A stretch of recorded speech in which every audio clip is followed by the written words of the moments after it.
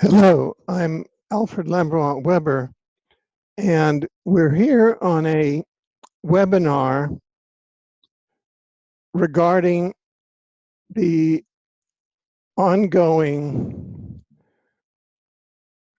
plan of the state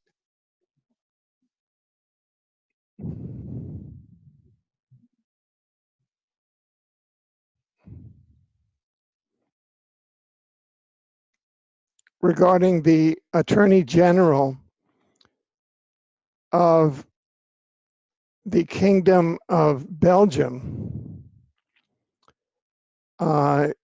who has now, according to a covert plan, used and manipulated an improper psychiatric diagnosis in order to secure the separation of a mother from its newborn child. The mother here is Melanie Vritschan, who is a renowned human rights activist and an activist against neuroweapons, directed energy weapons, which now, as a result of her work and the work of many whistleblowers and the coming forward of many individuals who have been online, what we call online, i.e. targeted through implants,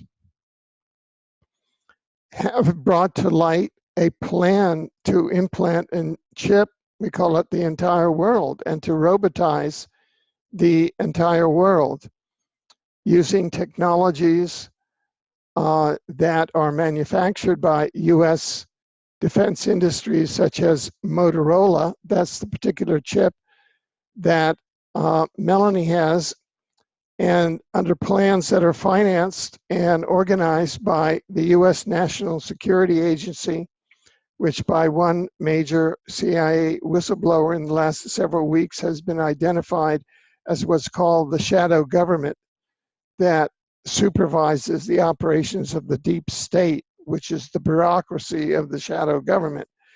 The domestic CIA, the internal CIA, and the National Security Agency we can call the shadow government. And the deep state is the bureaucracy that serves this shadow government. And the directed energy weapons and neuro weapons up to and including HARP and the chemtrails and other nano implants through which they are attempting to impose a transhumanist agenda on behalf of a pathogenic, predatory, inorganic, sentient artificial intelligence that has invaded the planet from off-planet, and that has, in effect, co-opted the governance and the interdimensional military through treaty alliances with the predatory, manipulatory extraterrestrial races, such as the Draco reptilians, the Anunnaki reptilians, and the Orion Greys. I know that's a lot to swallow, but that's the result of our research. So we have in this upcoming webinar panelists including Dr. Milson Black, Karen Melton Stewart, Dr. Seth Farber, Dr. Ed Spencer, Ramola D., the journalist, Dr. Catherine Horton, and Janet Phelan. We are just waiting for them to click the links to this and to enter the webinar space here. And so in the meantime, we're going to be sharing with you a lot of why we're here and where we go from here. So just as soon as what I'm doing is I'm emailing them, although they have gotten it, but in the amount of interference by the AI driven, the internet being a product of the invading AI. You can go to exopolitics.com. Okay, so here we go. Hello. Yeah. Okay. Hi. Yeah. So I am leading the webinar, which is already active online. So people are in the Zoom webinar at News Inside Out. They can hear your voice. Possibly. No, they can't. So let me get off of and go to live. So wait a second. Yeah. Okay, Alfred, can you just very briefly, because I just got back, I had to drive several people home, and I'm now here with Melanie's father. Yeah. So what we're doing is so just briefly to update you. This is a live webinar, so everybody's participating it, including those online. Now, let me give you the link, because all of this has been advertised online. And so this is the Zoom link that you can click on and come into the Zoom webinar. I'm speaking to Dr. Catherine Horton, who has been with Melanie over the last 48 to 72 hours, and who has been an eyewitness to this dastardly plan of the Attorney General of the state of Belgium, which has resulted in possibly the most harmful, single harmful trauma that can happen to a newborn, and that is enforced separation from the mother, and then incarceration of the mother in a CIA-type rendition facility where she was tortured. And that is what has happened to Melanie Vritschan. And so what I'm hoping, speaking here with Dr. Catherine Horton, is that she'll be able at some point to join us in the Zoom webinar. Is that something that you will be able to do, Catherine? Yes, I'm just transfer. I will disconnect from Skype and connect on Zoom. Oh, great. Okay. See you shortly.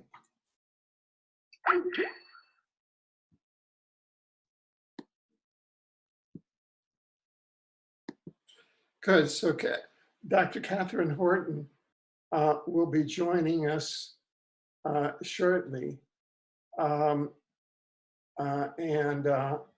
We're just waiting for the others to join us. I'm now resending the invitation,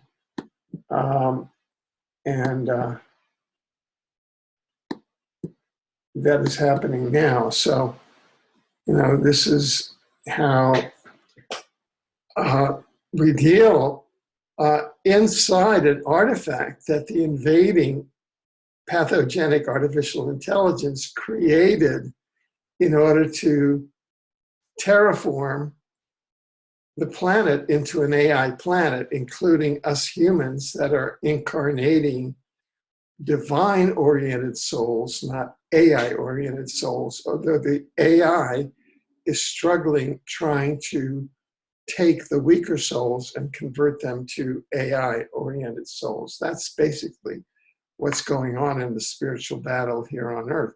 People can go to exopolitics.com, and on the right-hand menu, there is a link that says Artificial Intelligence. If you click there, you will find about 10 or so panels with experts, AI experts, and about 15 or so articles and interviews and other resources that'll bring you up to speed on the exopolitical and multidimensional science-based drama that the planet is in, that we've been invaded by a pathogenic artificial intelligence. And from an exopolitical point of view, it appears that many of the sort of leading oligarchical families, many races, and here I'm just getting a, okay, let me,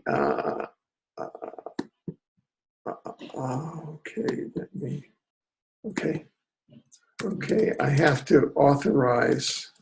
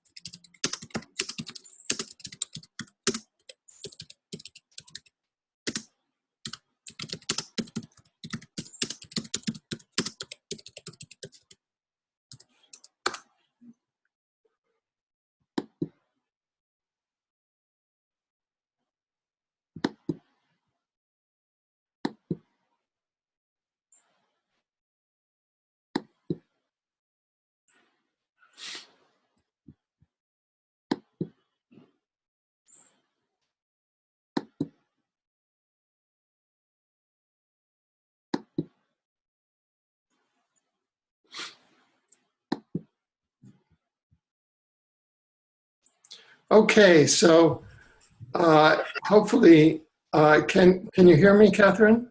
Yes, I can. Can you hear me? Good. Yes, and Dr. Milson Black is here. Hi. Although her audio is not on. Let me unmute her audio. Oh, okay. Let me unmute Catherine's audio. Welcome, Dr. Black. And so I'm just sending a reminder email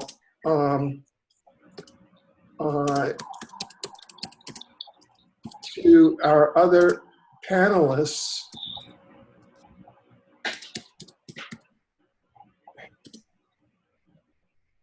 to join us. Oh, Catherine, we lost Catherine's. I guess she's as. Sorry, I just went to pick up some headphones so that we don't get the feedback. So I'll just connect headphones. So you have feedback on your end. Let me put on a gallery view here so that people are seeing the gallery view. And I'm just gonna, I'm thinking, Catherine, Dr. Horton, why don't you just take the lead and summarize for us? I'm going to put you on speaker view, so you'll be in center camera. Summarize for us the events of the last 48 to 72 hours and what really has occurred with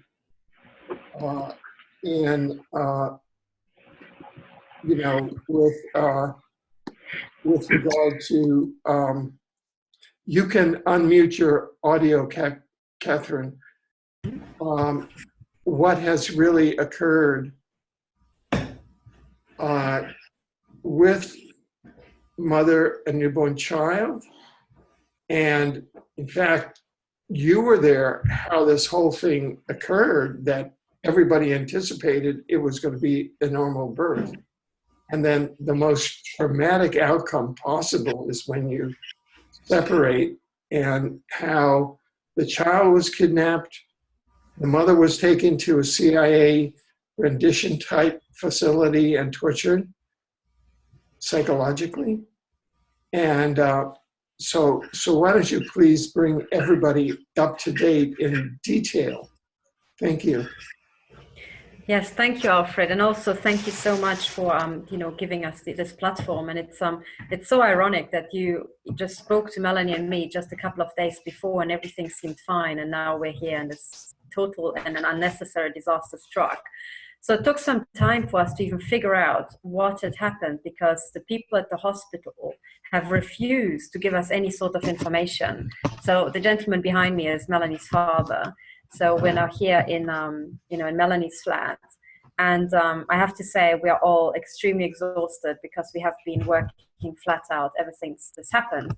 But basically, for me, the nutshell is that there have been a lot of false allegations, against Melanie, an awful lot of them. They have been distorting the facts. They have been lying flat out.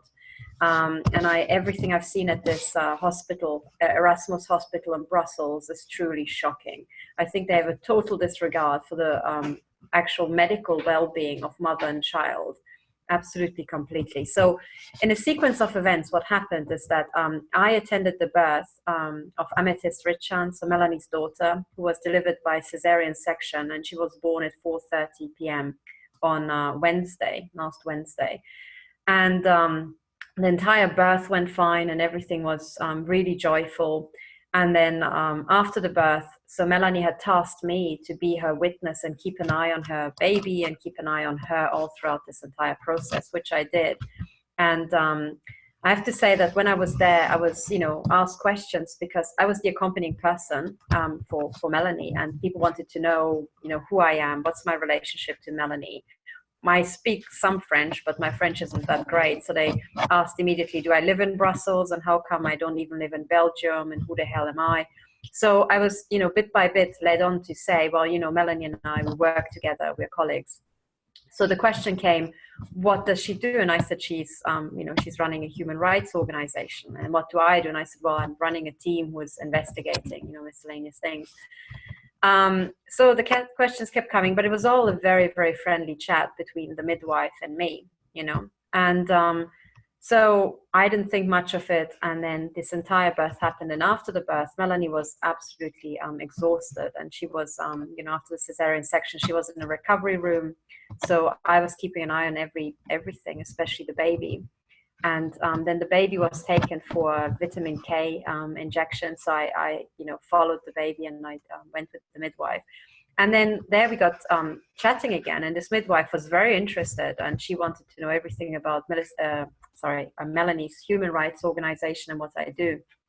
So I just explained, and I said, well, Melanie has got a very special human rights organization. She's, looking out for people who are implanted, and I'm investigating people who are illegally implanted and so on.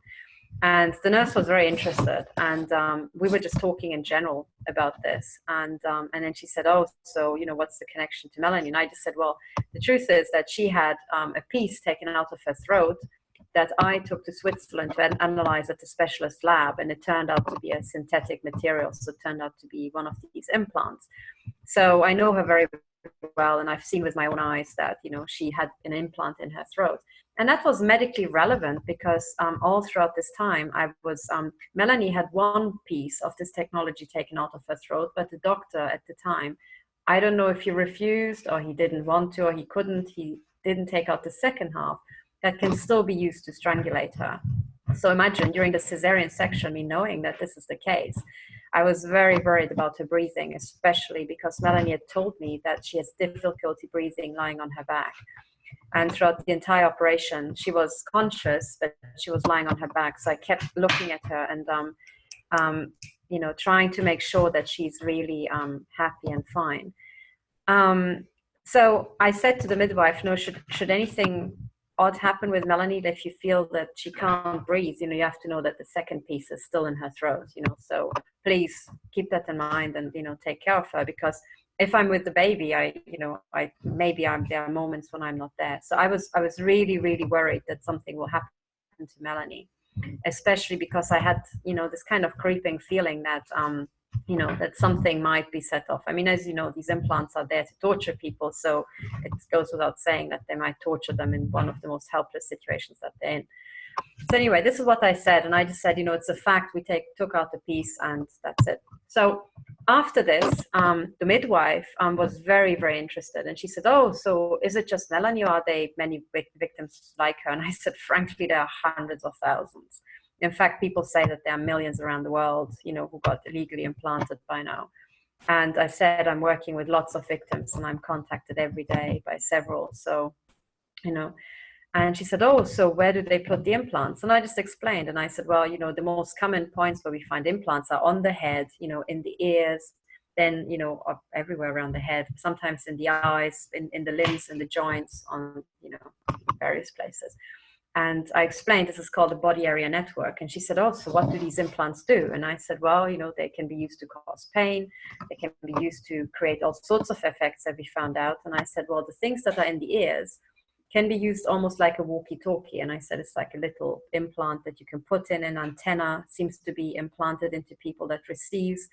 And then they, something can be transmitted, and noise and voices can be used to actually torture them nonstop. And if they don't know that there's an implant, they don't know how to cope with this. And she says, oh, really? So, what do they do with this? And I said, well, it's used for torture. So a lot of victims are told things like, oh, well, we're going to kill you, or, you're going to have a car accident, or we're going to make you very ill, and this sort of stuff.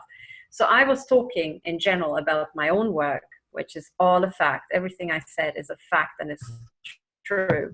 And in the most general terms, at no point did I talk about Melanie. At no point was Melanie even present throughout this conversation. So this lady wanted to know more. So, I gave her the internet address for my team and, for Melanie's human rights organization. I said, you can check the facts. It's all already published. So, we're both saying the truth. So that was it. And she was extremely positive and, extremely interested and totally just neutral. Okay, so that was it. And this was my conversation. And it was triggered basically by my concern well, first of all, their questioning, and then my concern about the fact that Melanie couldn't breathe. And I had the feeling that she might not be able to breathe. And then afterwards, she even said to me, it's true. They really try to constrain this and try to cause me discomfort, which they regularly do with these implants. And I really felt that I could kind of see that. And, her medical well-being for me was the absolute highest concern. So, I had to say something. And then that was it. So I was with the mother and the child and everything was fine. I left them in the evening. And I remember Melanie saying to me, please don't go, please just sleep here. And I just thought, well, I don't really want to disturb this intimate moment with you and your baby. So I said, oh, don't worry, Melanie, we'll be fine. You just go to sleep, have some rest, and then I'll be here tomorrow morning. So I left the hospital at around 9 o'clock. And the next morning, I get a message from her, actually a phone call, and she said they want to do a psychiatric assessment on me. I saw Melanie, and I thought, what the hell for? So Melanie didn't even speak. So, she was mostly she was conscious, but she was, sedated and generally just silent. And after that, she was just exhausted and slept. So I thought, what is this about? And then, so she sent this message briefly afterwards. There was a psychiatrist who came to talk to her. And then, I actually, so we kind of know what she said to the psychiatrist, but the psychiatrist questioned her about the implant that was supposedly removed from her throat. And Melanie just explained to her, well, yes, it was operated out. I've got the certificate that the 3.5 centimeter piece has been removed from my throat. I have the bill that it was sent to Switzerland for analysis. I've got my colleague who can tell you about the analysis results. It's all a fact.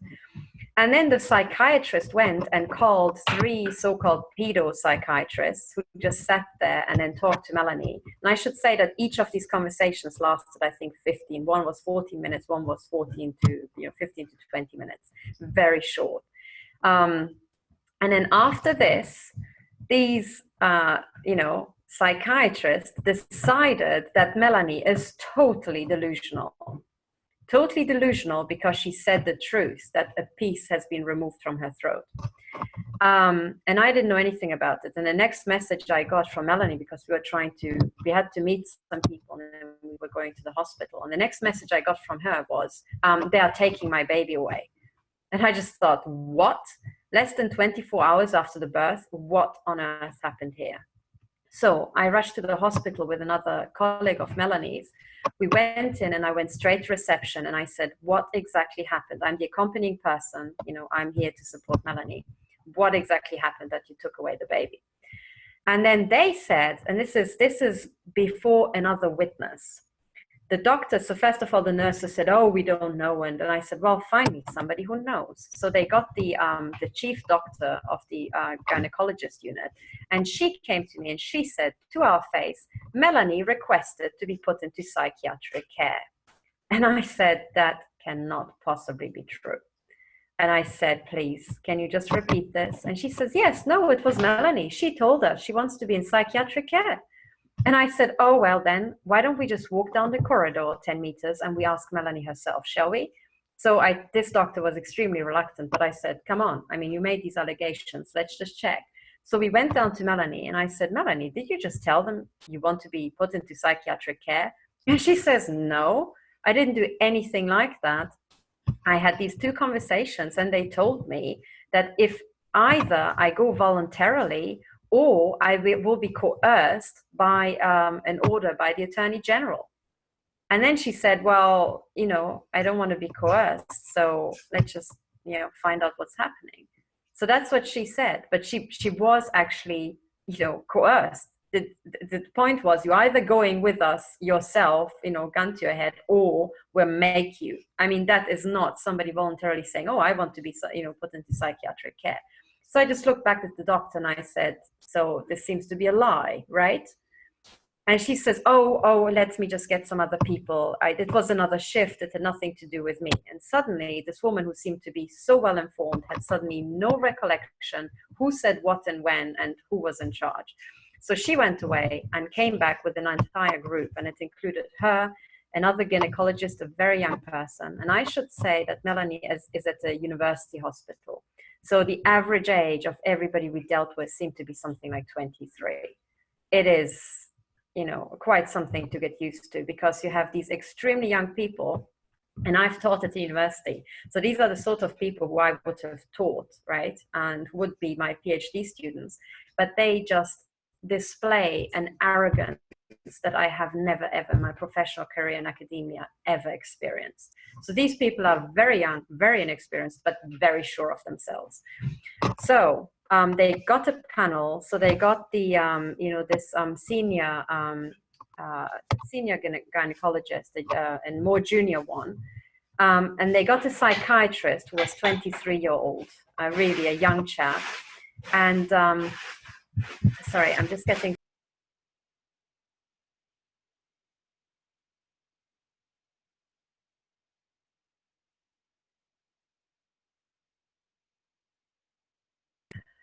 Sorry, just a brief interruption. And then there were 2 nurses, and we were trying to find out what exactly happened. And I said, can you please give me all the names who witnessed what happened earlier today? Please tell me who made decisions, what the decisions based on, and especially who was involved. And after a lot of umming and ahhing, and it's in these situations, even though it's a hospital, so I know for a fact that there's a shift and then there's another, the people take over from one shift and everything, all the medical information has to be passed on. And this is an extraordinary case. So surely they would have mentioned something in the handover meeting. But this shift suddenly couldn't, they just didn't know what had happened a few hours before. They had no idea. And it was a group of people that no one seemed to know, who it might be. So that was very suspicious. So eventually I just said, please, I need this because we need to contact the lawyer. So can you please give me all the names? And if you can't give me the names, give me the names of the people who I can ask. So I kept pushing and I kept writing down all these names. And that made them extremely nervous. So, you know, eventually they were there very reluctant. And one of the things that I noticed, and I have to point this out, this is my personal observation, but they have just taken away the baby of a new mother, less than 24 hours, and they were all so cheerful. I had the feeling they were all almost laughing, and we were really stressed, and they were all just, you know, just pleased with themselves, which I couldn't understand. So psychologically, the entire situation was weird, you know. And as I was struggling to get at the names, these people seemed to almost enjoy the fact how powerless we were. And that feeling will stay with me forever, really. So I was trying to just get sorry, I can't hear you, Alfred. Sorry, I just wanted, just one detail. What language were you speaking in? This was a mix between French and English. So I was trying to be as clear. I was speaking English, sometimes a bit of French, and they were speaking a mix of French and English. And, you know, between that, I understand the French and they seem to understand my English. And everything that wasn't unclear, Melanie actually translated, you know. Okay. And when you went to there were three venues. One was the hospital where Melanie initially gave birth and where Melanie and Amethyst were initially located. Then Melanie was taken to a CIA type rendition facility. Where was that? Yes, that was a couple of hours later. So imagine, I will just go sequentially so that people understand the insanity of it. It was, this other site was actually another hospital, but I will get to that because the circumstances under which she was taken were extraordinary. Yeah. So I'm just, I guess the purpose of my question is to clarify the issue of languages, because I'm getting feedback both in the immediate group of panelists here and also on the outside that the current psychiatric facility at which Melanie Vritschan is held in Brussels is claiming that no one at the hospital speaks English, which seems to me to be absurd because English is a universal. I've managed large-scale medical facilities that have up to 120 nurses I've managed and 90,000 patient encounters a year. I've been an administrator of such a facility. And I know that English is a universal language in the healthcare industry worldwide. And for a psychiatric facility to claim that no one there speaks English is, in my mind, fraudulent on its face, prima facie. And so there are international callers responding to the Joint Investigation Team's news release, which has gone out to the worldwide media, that are now being told that no one there speaks English. So it seems to me that that's fraudulent and is part of, I would posit, as a war crimes judge, a law professor, and an international attorney, that is a rehearsed response that can be traced back to the Attorney General of the state of Belgium. And I just want to put that on the record because one can see this as a part of the counter prosecution by Melanie Vritschan and her colleagues, including myself, who has submitted an affidavit in her case for damages against the State Attorney General of Belgium. And so that's why I'm asking you when we get to each facility, what languages were spoken there by the staff, because all of this is going to have a stay in court. Absolutely. I think this is an excellent point to to actually underline. I think you're absolutely right. And you know what, Melanie and I, we have seen so much injustice that the fact that they are blocking based on the language, it's just it's for us. It didn't even register anymore. It was par of the course, really. But it's true that when I spoke to them, so of course, this is a mix of people. And sometimes if the people answer the phone, they might be nurses. So they're not necessarily as international. They don't have, they wouldn't have been taught with all the medical details through international English textbooks. But as a general rule, they do understand English. So if they actually made an effort to resolve an urgent emergency, they could find somebody who understands and could handle it. But the point is that they do not. They have done everything imaginable to make it as hard for us as possible, sometimes. And then sometimes when we actually talk to them, I notice that if I get really angry and really impatient, suddenly people understand English really well. And if I say the sentence, I think what's happening here is criminal, suddenly everybody understands English rather well, and they can perfectly accurately defend themselves, so there are all these triggers that kind of give away that when they consistently refuse, that's because they want to. I should also say that the psychiatric ward on the weekend seems to be hopelessly understaffed, as we've just seen today. So we wanted to talk to a doctor this afternoon, and we were refused, and it's just shocking. But the most shocking, the ever more shocking details that I would like to tell, because after this, we had this meeting where we just wanted to find out what happened.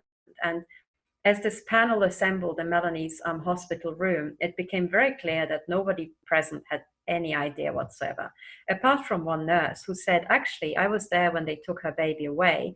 And the issue seemed to have been that Melanie, apparently, it was claimed that Melanie had said herself to a nurse that she has voices, and the voices are telling her that they are going to take the baby away.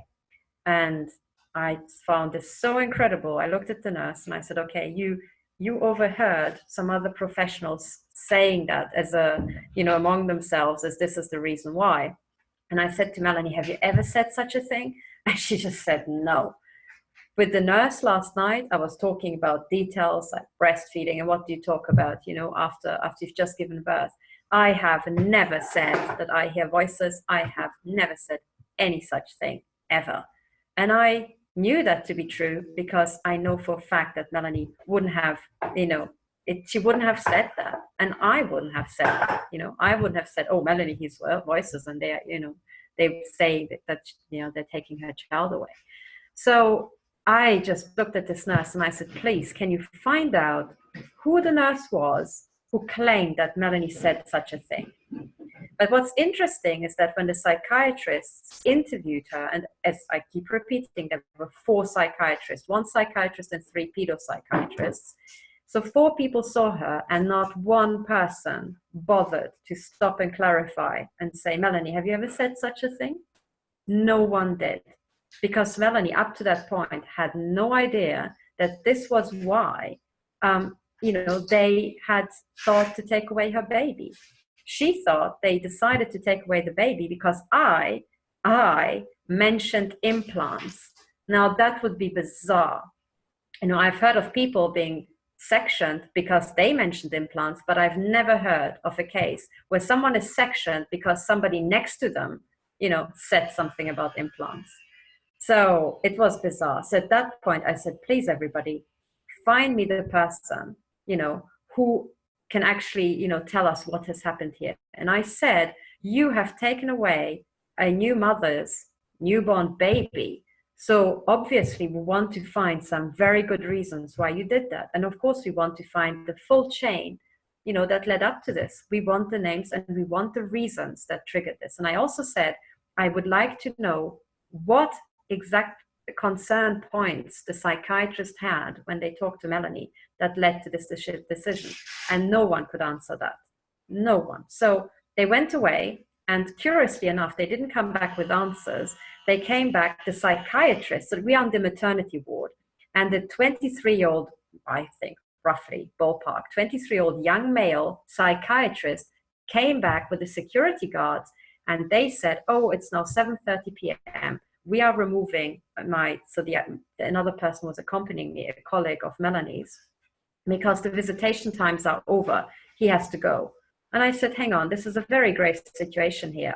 Aren't you just removing a witness here? And I said, sorry, the rules are such, this person has to go. And I said, okay, I will stay here. So that person had to go. And then after he left, the psychiatrist came back with one of the so-called pedopsychiatrists who had, I think, interviewed Melanie.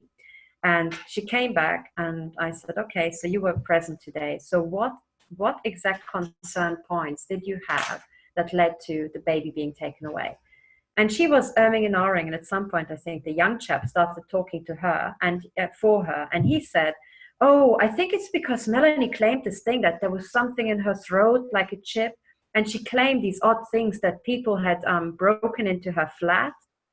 And I just looked at Melanie and then him, and I said, yes, and those two facts are true, because I had analyzed the chip or the synthetic material that was in her throat myself in Switzerland. We have a report, we have actual scientific images of the X-ray machine and what the results of that. And second of all, we have 2 witness statements from Melanie's neighbors who they themselves said there are odd people who keep going to her flat when she is out. So this is already affidavits that are signed and under oath, and it's part of her court case. So yes, there were people coming to her flat, breaking into her flat. In fact, I was a witness when they broke into Melanie's flat yet again at some point when I was here. And that situation was such that I had just washed the dishes here in her kitchen, put it on the drying rack. We went outside, and when we came home, I noticed that on the drying rack, the entire dishes were smeared with a yellow sticky substance, and we didn't know what it was. And I said to Melanie, what is this? And she said, yes, they keep doing it. They break in, and then they either damage something, they do some vandalism, or they smear my cutlery in the drawers, or they smear the dishes on the drying rack. And this happens all the time. Literally, almost every time Melanie leaves the flat, they come in and they do something, some form of vandalism. And this has been reported to the Attorney General already back in May.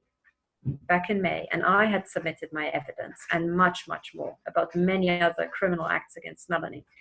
So this wasn't news. This had already been, so the actual affidavits about the break-ins had been sent to a lawyer back in January. It had been, sent to the Attorney General's office, I think, countless times. This was an old hat. So we all knew that this was a fact. So based on these true facts, these psychiatrists wrote up a so-called expert opinion that Melanie is so delusional that they should remove her baby. And I just couldn't believe it. And I just said to this woman, so you were there at the meeting today. So there were 2 meetings that Melanie had that led up to her baby being taken away. One meeting with just 1 psychiatrist, and then another meeting with 3 pedopsychiatrists. And we had the name of the 1 psychiatrist, but at that time, I didn't have the name of the 3 pedopsychiatrists. So given that this woman was one of them, I said to her, can you please give me your name, because we need it for the file. You were one of these people present. And she kind of refused to give her name. And I said, I'm sorry, I need this. I need this for the lawyer who had also asked us to collect all the names. And then she says, oh, you're just behaving like a lawyer yourself. And I said, sorry, I mean, at the moment I have to, because Melanie's lawyer isn't here. But I'm just doing the basic facts. I just want to know, what concern points did you have and who were the people involved, so that we can submit evidence to counter your allegations. And then she said to me, oh, you're being very threatening. But she said it in a voice almost like, oh, you're being very threatening. I think we should call the police. And I said, well, what did I threaten you with? Just by asking for your name, And Melanie said, well, it's true. She's just doing what the lawyer asked us to do.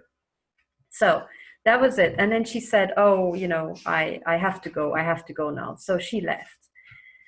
Okay, so that was the status. And then, curiously enough, some half an hour later, they came back, and one of the things I have to say, this is now my personal impression, okay? My personal impression that I had that day was also that Melanie's hospital room was being, I think it was bugged, and the audio conversations between us were listened into. And I had this very strong feeling because people's attitudes seemed to change based on the things we said inside, you know? Sometimes their demeanor changed, but the point when I really thought, oh, I think they are really listening in was at the following moment, because after this meeting, Melanie and I were very disconcerted, and we felt something extremely fishy is going on. And after all the sabotage that Melanie has experienced here in Belgium, we thought, oh, this might be a setup. You know, this entire thing, there's something criminal coming our way. So Melanie said to me, please, please tonight, stay with me and sleep in this. So they had a sofa that could be turned into a bed exactly for the accompanying person. So I said, of course, Melanie, I'm going to stay here. And she said, you know, I don't trust any of these people, and I think they will do something. I mean, they are planning something. And so she said, stay here. And I said, yes, of course, I'll be your witness. And as long as I'm here, they can't do anything to you. So don't worry. And then she even told the nurse. So the nurse said, of course, I'm going to get your bed linen and get all this, you know, the sofa ready for you to stay here overnight. And as soon as that happened, suddenly the psychiatrist, a young chap, came back and he said, oh, I'm very sorry. And he said to me, you have to leave the hospital now. I said, why? He said, oh, the visitation times are over. And I said, excuse me, I'm the accompanying person. We were told from the beginning that the one person who's looking after Melanie has the rights to come into the hospital 24/7 whenever this person needs to, and can stay here overnight and can be with Melanie all the time if required. And then he said to me, yes, but that's only the case if the baby is in the room. And the baby isn't in the room anymore, so now you have to go by. And I said, I'm sorry, but this rule can't possibly be true because this is a maternity ward. So if you've got an early, so, you know, a baby that's born too early, it usually goes into an incubator and might go to the neonatal unit for a day or 2 days. And you're telling me that during that time, the father wouldn't have any visitation rights, you know, outside the opening hours? That can't possibly be true. And it can't possibly be in the best interest of the person who is here. And he said, yes, I'm sorry, but these are the rules. So, you know, you have to leave now. And I said, well, please go and check if these are the rules. Check it once more. And then he went away and came back with, you know, 3 heavy security guards. And he said, well, you're either going now or we're calling the police. And I looked at him again and I said, I think you're removing the last witness, aren't you? And he just, you know, didn't react. So I said, fine, I have to go. So I'm going. So I had time to go back. So I got into my car. I had to cross Brussels. And then I just sat down. And suddenly I got a phone call from Melanie. And she says, now they're calling the police. And that was something like an hour and a half later. I said, what? At 10:15, they're calling the police? And some 15 minutes later, I got a phone call from Melanie. She says, the police are here now. Can you please talk to them? I said, yes, sure, but Melanie, what's going on? And she says, they're taking me to another hospital. So I was just in shock. This is, you know, 10:30 p.m. So I spoke to these police officers for a quarter of an hour. And my first question was, you know, they were both excellent in English. So I said to them, excuse me, why are you there? Are you there because of Melanie, or are you there because of me, of something that I've said? And the police officer laughed and he said, to be honest, I don't know. I don't know why we're here. He said, we have this task of taking Melanie to another hospital. So I thought, aha, okay, this is something that the Attorney General must have ordered. And then I was trying to talk to the police officer, find out what hospital and, you know, what's going on. And, you know, so he told me, and then he passed me back to Melanie. And Melanie told me that this young chap psychiatrist had turned up again, had said to Melanie, you know, are you now willing to go to this, to be, you know, put into psychiatric care at some other hospital called St. Anne's, which is, I think, a psychiatric hospital. And Melanie said, of course, I'm not going to want that. I don't want that because I don't think it's justified. So this guy said, fine, you don't want that, so we are going to call the police and, you know, get the Attorney General to do that for us. So that was extremely, extremely shocking. And in that very meeting, Melanie told me that she had her laptop with her and all the evidence. And the reason why, by the way, why Melanie carries all her computer with her everywhere is because her flat isn't safe, because they keep breaking in. So throughout her pregnancy, she was lugging this massive bag with her with all her valuables, because she couldn't leave it in her private space because it was not safe. And this is some 6 months after I had also submitted a report to the Attorney General. And I said, and to the police. And I said, how hard can it be to secure a flat when they break into the same flat, sometimes twice the same week? You know, how hard can it be for the police to secure this area? Of course, they didn't want to. So as a result, Melanie did have her laptop and all her evidence with her. So she opened the laptop and she said to the psychiatrist, look, I can prove that everything I said is true. Here are the affidavits from my neighbors about the break-ins. And by the way, these are the reports from Switzerland about the scientific analysis of this throat implant. And you can see on here huge titanium fibers. It's analyzed, it's here. Titanium does not appear in the body in this quantity. So, you know, it's clear it's a synthetic material. And I also have the sheet where it was operated out of my throat. So I've got the evidence. And this guy refused to look at it. So we have a situation where Melanie was presenting evidence to the psychiatrist and he refused to look at it. So when Melanie, you know, was passed back from the police officer, you know, to back on the phone, she said, imagine, I've just tried to show him evidence. The psychiatrist refused to look at it. So I showed it to the police. The police looked at it and said to the psychiatrist, I think you should look at this. So the police ordered the psychiatrist to look at evidence because he wouldn't. And then at that point, the psychiatrist said, oh, yes, fine, but you know, now it's too late because the procedure has been started. So the Attorney General has ordered this, so I can't do anything. So that's ridiculous. But then what happened is that, so this entire exchange took about an hour. And by the time they actually took Melanie, it was 11:30 p.m.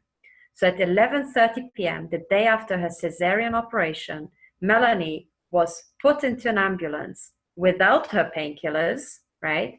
She was put into an ambulance, dragged across town to another hospital called Hospital Brugman for a so-called independent psychiatric assessment that apparently the Attorney General had ordered.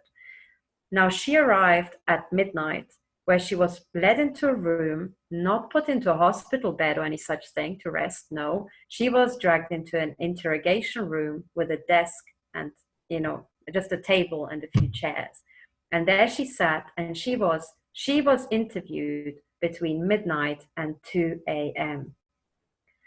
After 1 hour of interviewing her, the psychiatrist at Hospital Brugman in Brussels had said to her, listen, I think my opinion after talking to you is the best thing is you're transferred straight back to the maternity ward of Hospital Erasmus, where you belong. And that is my opinion.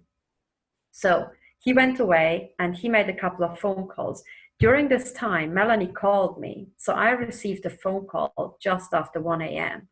And she says, so this was the situation. I should be back and on the maternity ward tomorrow. So I said, okay, Melanie, I'll go and come to the maternity ward. I will try to get your daughter back, you know, as quickly as possible.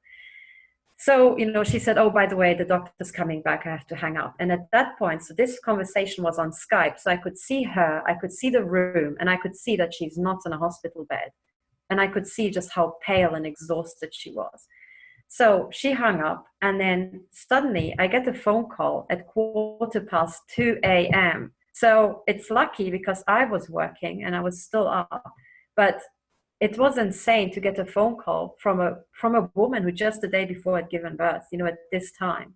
So at 2:15 a.m., Melanie didn't even do a Skype call. She just made a phone call, and she said, I have to talk quickly. I'm calling you from the toilet because they are taking my phone away. And now the new situation is this guy, after he expressed his opinion to me, he went away to make a couple of phone calls and came back with a statement saying, oh, I'm very sorry, the decision has already been made elsewhere, we don't know where, that she is not transferred back to the maternity ward, but to psychiatry. Now, what this means that the so-called independent assessment of the psychiatrist has been overruled by somebody who has not done an independent psychiatric assessment on Melanie.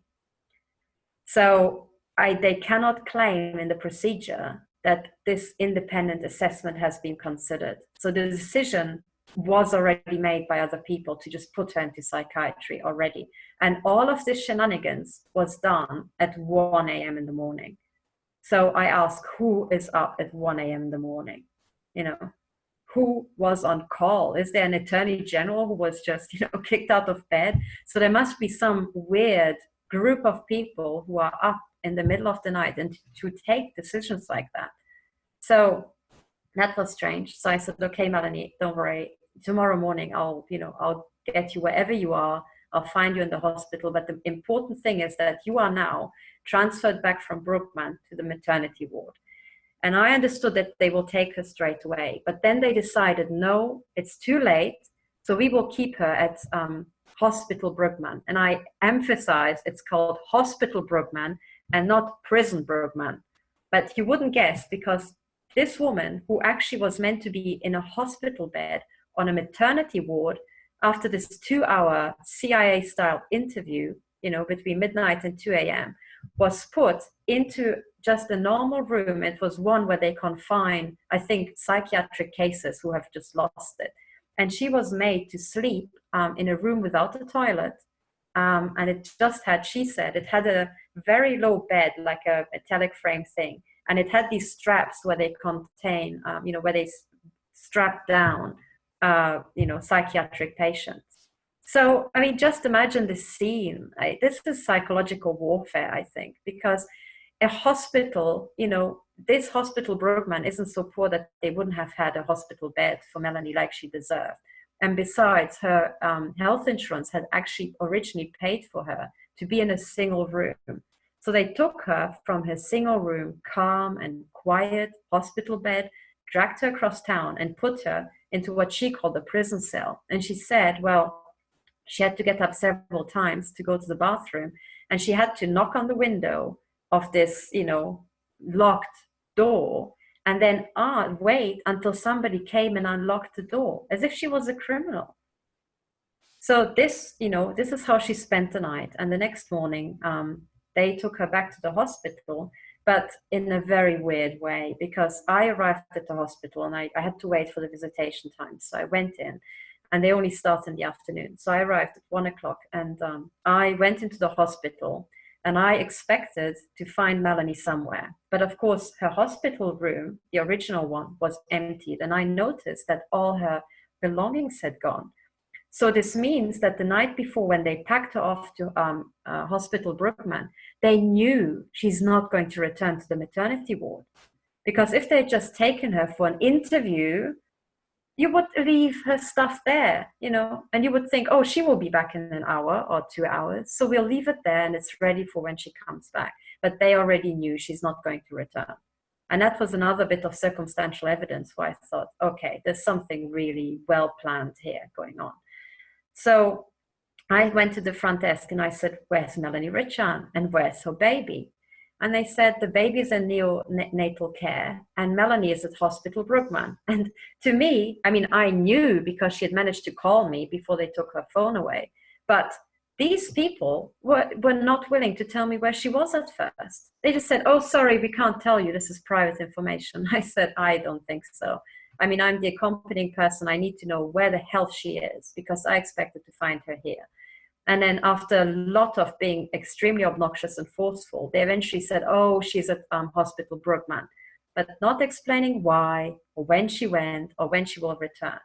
So I said, okay, how about I'll just stand here and stare at you until she's back. How about that? So, I stood there and then eventually they moved me into a meeting room. They said, oh, why don't you just sit down and get comfortable? So I sat down where they said I should. And that was one of their meeting rooms from where I could hear the front desk. And I overheard somebody making a phone call and telling the other hospital, oh, why don't you bring her over, Melanie Vritschan, over at 8:30 p.m. Well, I thought, oh, that's interesting. You're telling them. So I didn't say anything. I was just there, you know, rustling my stuff and coming across very impatient. So they noticed and they thought, oh, we have to move her somewhere else because people noticed that someone is here. So they moved me into a room behind the reception desk and they told me to sit down there instead. So I did. And from there, I could see all the computer monitors and hear every single conversation. So I was there making noise, you know, opening and closing my laptop and being very impatient. And until I was really trying to get on their nerves. And I think that really had an effect because at some point, after half an hour, I just jumped up and I thought, right, that's it. I went to the front desk and I said, could you please tell me now at what point Melanie will be back? And they said, oh, as it happens, she's just arrived in the hospital. It just so happened. So I thought, that's wonderful. So can I please go and talk to her? And they said, yes, go downstairs into the emergency ward and she will be there. And you can talk to her. And that's what they said. Well, that was another lie. So I went down into the emergency ward and I said, I would like to speak to her. And they said, no, no one is allowed to speak to her. And I said, why? Why? I'm the accompanying person. What is going on? And they said, sorry, this is the procedure. No one is allowed to talk to her. And afterwards, I discovered from Melanie why I wasn't allowed to talk to her. It was for a very, very good reason. And that's because they had locked Melanie, upon her return, they had locked Melanie for several hours into a room that didn't even have a bed. It just had a mattress on the floor.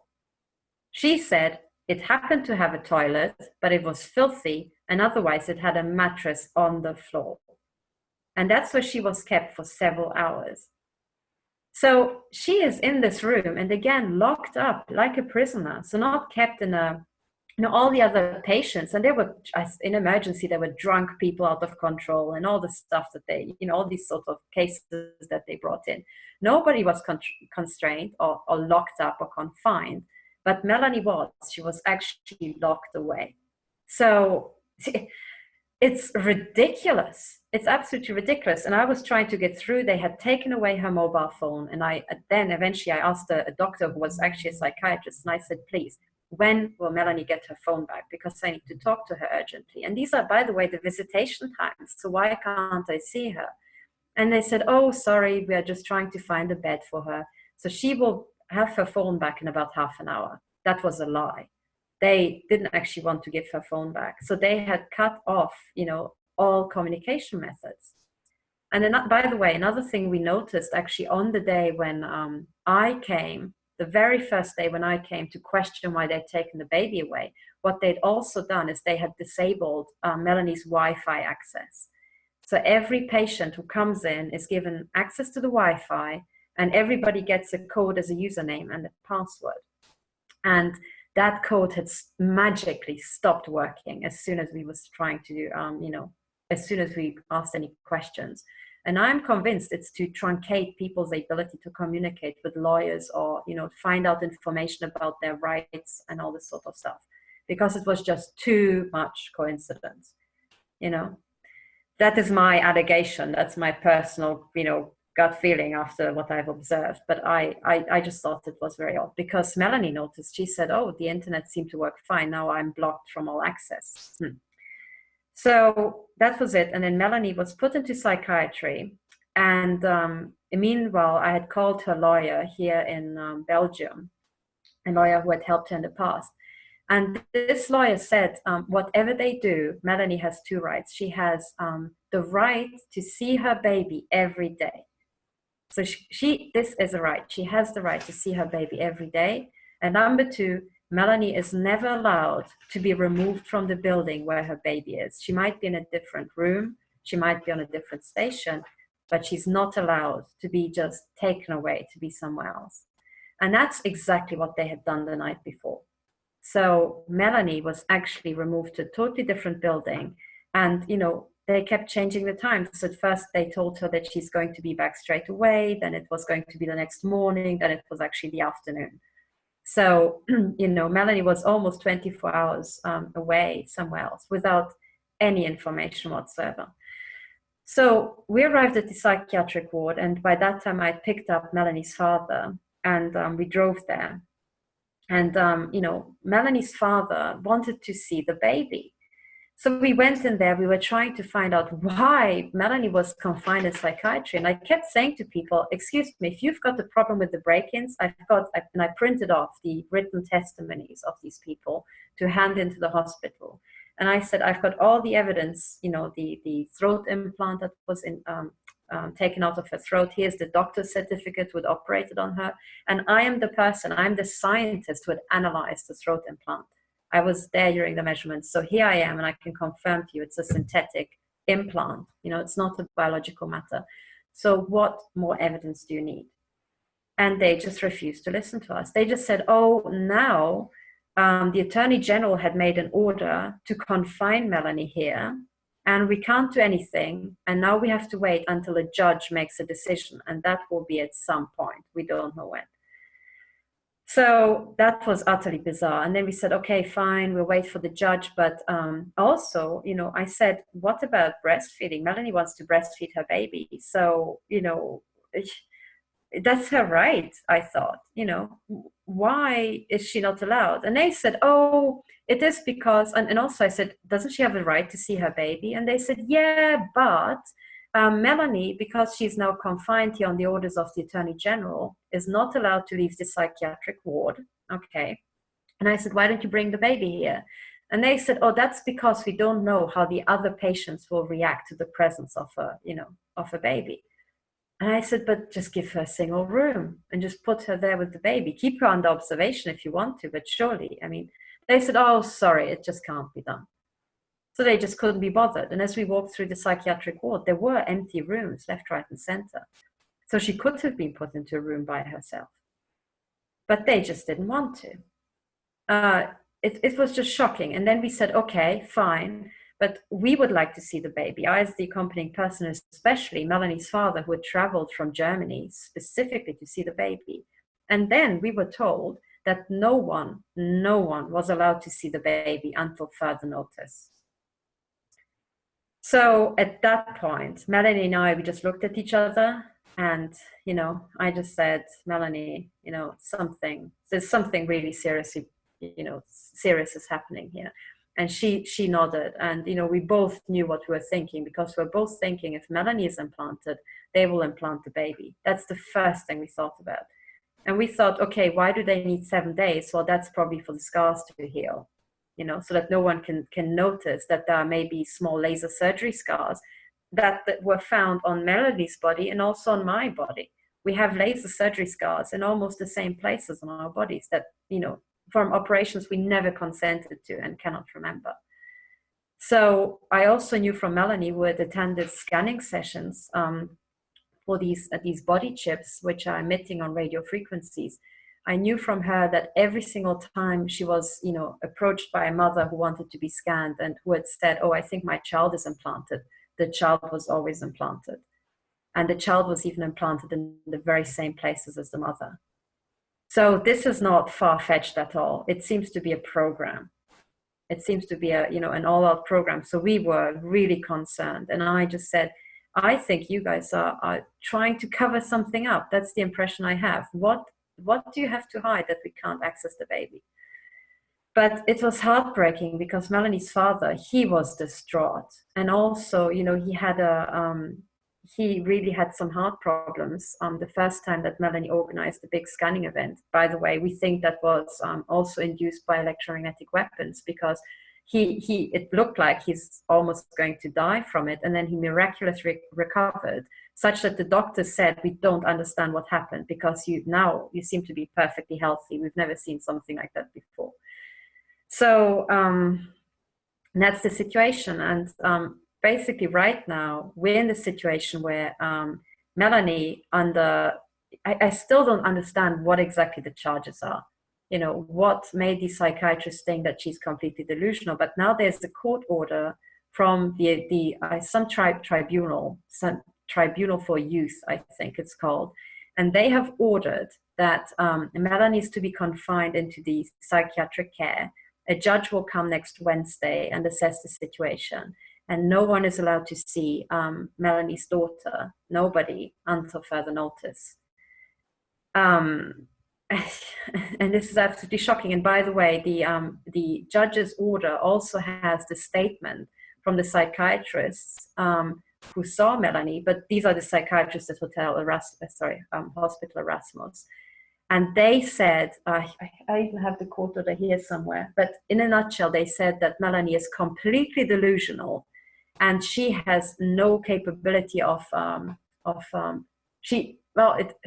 in French, it sounds a bit like she isn't conscious, but I guess what they're trying to say that she doesn't have she isn't aware of her environment. She's that delusional. And this is the most outrageous thing that anybody can say, really. And the truth is, so this was on Friday, and we were in total shock that we're not allowed to see the baby. And at that point, again, we were removed because the visitation times were over. But I took Melanie's father home, and he was utterly distraught. So when he heard that he's not allowed to see his granddaughter and that she will be confined, and we all suspected she might be taken away by social services, he nearly collapsed. Basically, he looked so weak that in the end we got somebody to measure his blood pressure, and it was just threateningly low. He looked like he's just going to, collapse then and there. So I took him home as quickly as possible. And then the next day on Saturday, we went back to the psychiatric ward. And I remember that when Melanie was talking to us on Friday, I thought she was just really, really upset. She was shaking, and her hands were shaking, her body was shaking, but she was entirely composed. And on Saturday, we went to talk to her again, and on Saturday she said, "I'm sorry, I'm slurring my words and I'm in a fog because these people have drugged me." And at that point, I just hit the roof. I said, you're telling me what? You're telling me that they have given you drugs? And she said, yes, they've given me drugs as soon as they've taken me to that different hospital. And these are drugs against her will. And they are giving psychopharmaca to a mother who actually wants to breastfeed her baby. I think this is just absolutely criminal. So at that point, I said, Melanie, do you want to take the stuff? And she said, no. I mean, look at what it does to me. I can't think straight anymore.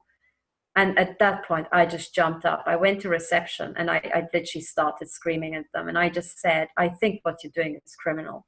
What you're doing is criminal. Drugging somebody against their will is against their human rights. I'm pretty sure there's some sort of UN regulation against that, or Geneva Conventions. I think everything you've done here is criminal. You have removed her right to communication. You have removed her right to liberty, all on trumped up charges that we were trying to prove to you that were wrong from the beginning. And what you've done here is criminal, and you are harming her well-being physically as well as psychologically, and you're harming the well-being of the child, because first of all, she's now being fed with synthetic milk, and also you're harming the child psychologically. And Melanie told me that so she was trying to find information about her daughter, and she literally had to talk to nurses who would then clandestinely talk to nurses they knew, who would then talk to nurses in the neonatal unit. And through this chain of nurses, she got to know that the baby had gone very, very quiet. So the baby was fine health-wise, but it just kind of was quiet. And Melanie said, look, what this means is that the baby is traumatized. It can feel that something severe is happening.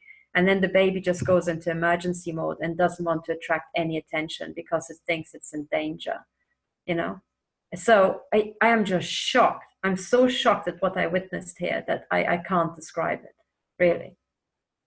So that is the situation. And so on Saturday, what actually really, really helped, and this is thanks to Ramola, actually, she said, they will always tell you everything is impossible, but never take no for an answer. So I remember that on the day when I was at the reception, and I was literally screaming my head off. And I was screaming the words criminal as often I could in the sentence.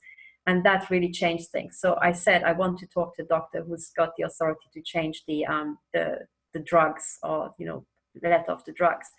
And at first they told me, sorry, no doctor can come. And then I made even more noise. And thankfully, Melanie's father started slamming the desk with his fist, which really did the rest. So immediately they found a doctor for us who could come upstairs. And then I talked to the doctor. And again, no one, absolutely no one, had any regard for the physical well-being of Melanie or the child. There's nobody I saw.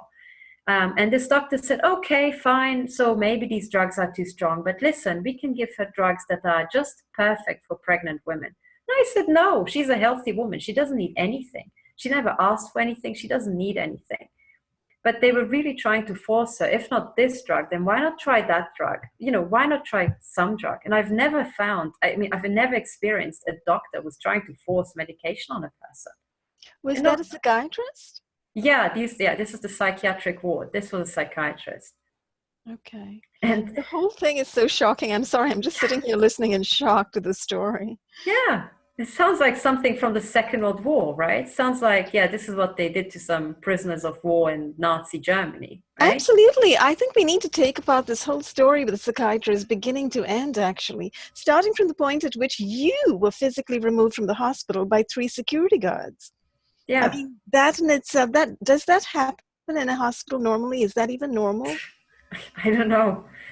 I wouldn't imagine it's normal, particularly when faced with somebody like you, who's obviously highly educated, highly articulate, and very calm, and not posing in any way a threat to anybody. So why on earth would they need to produce 3 security guards to get you to leave the hospital that night when you were supposed to be spending the night and taking care of Melanie? Yeah. Who is a new mother who has just given birth. See, start to finish, it sounds like, as you say, the hospital has not cared about the physical well-being of the mother or the baby, which is what a hospital is supposed to do, is it not? Exactly. And this is the most shocking thing, really. And also, so Melanie, when she was, what I call the extraordinary rendition program to the other, hospital, well, there, she was not just psychologically tortured, she was physically tortured because they'd removed her painkillers, a day after a severe operation. And then you drag her across town and you put her in an office meeting room. So that's just sort of the litany of crimes against humanity being committed over here against this woman who has just given birth by cesarean, which is a major operation, is it not? And she's not given painkillers. She's dragged across town.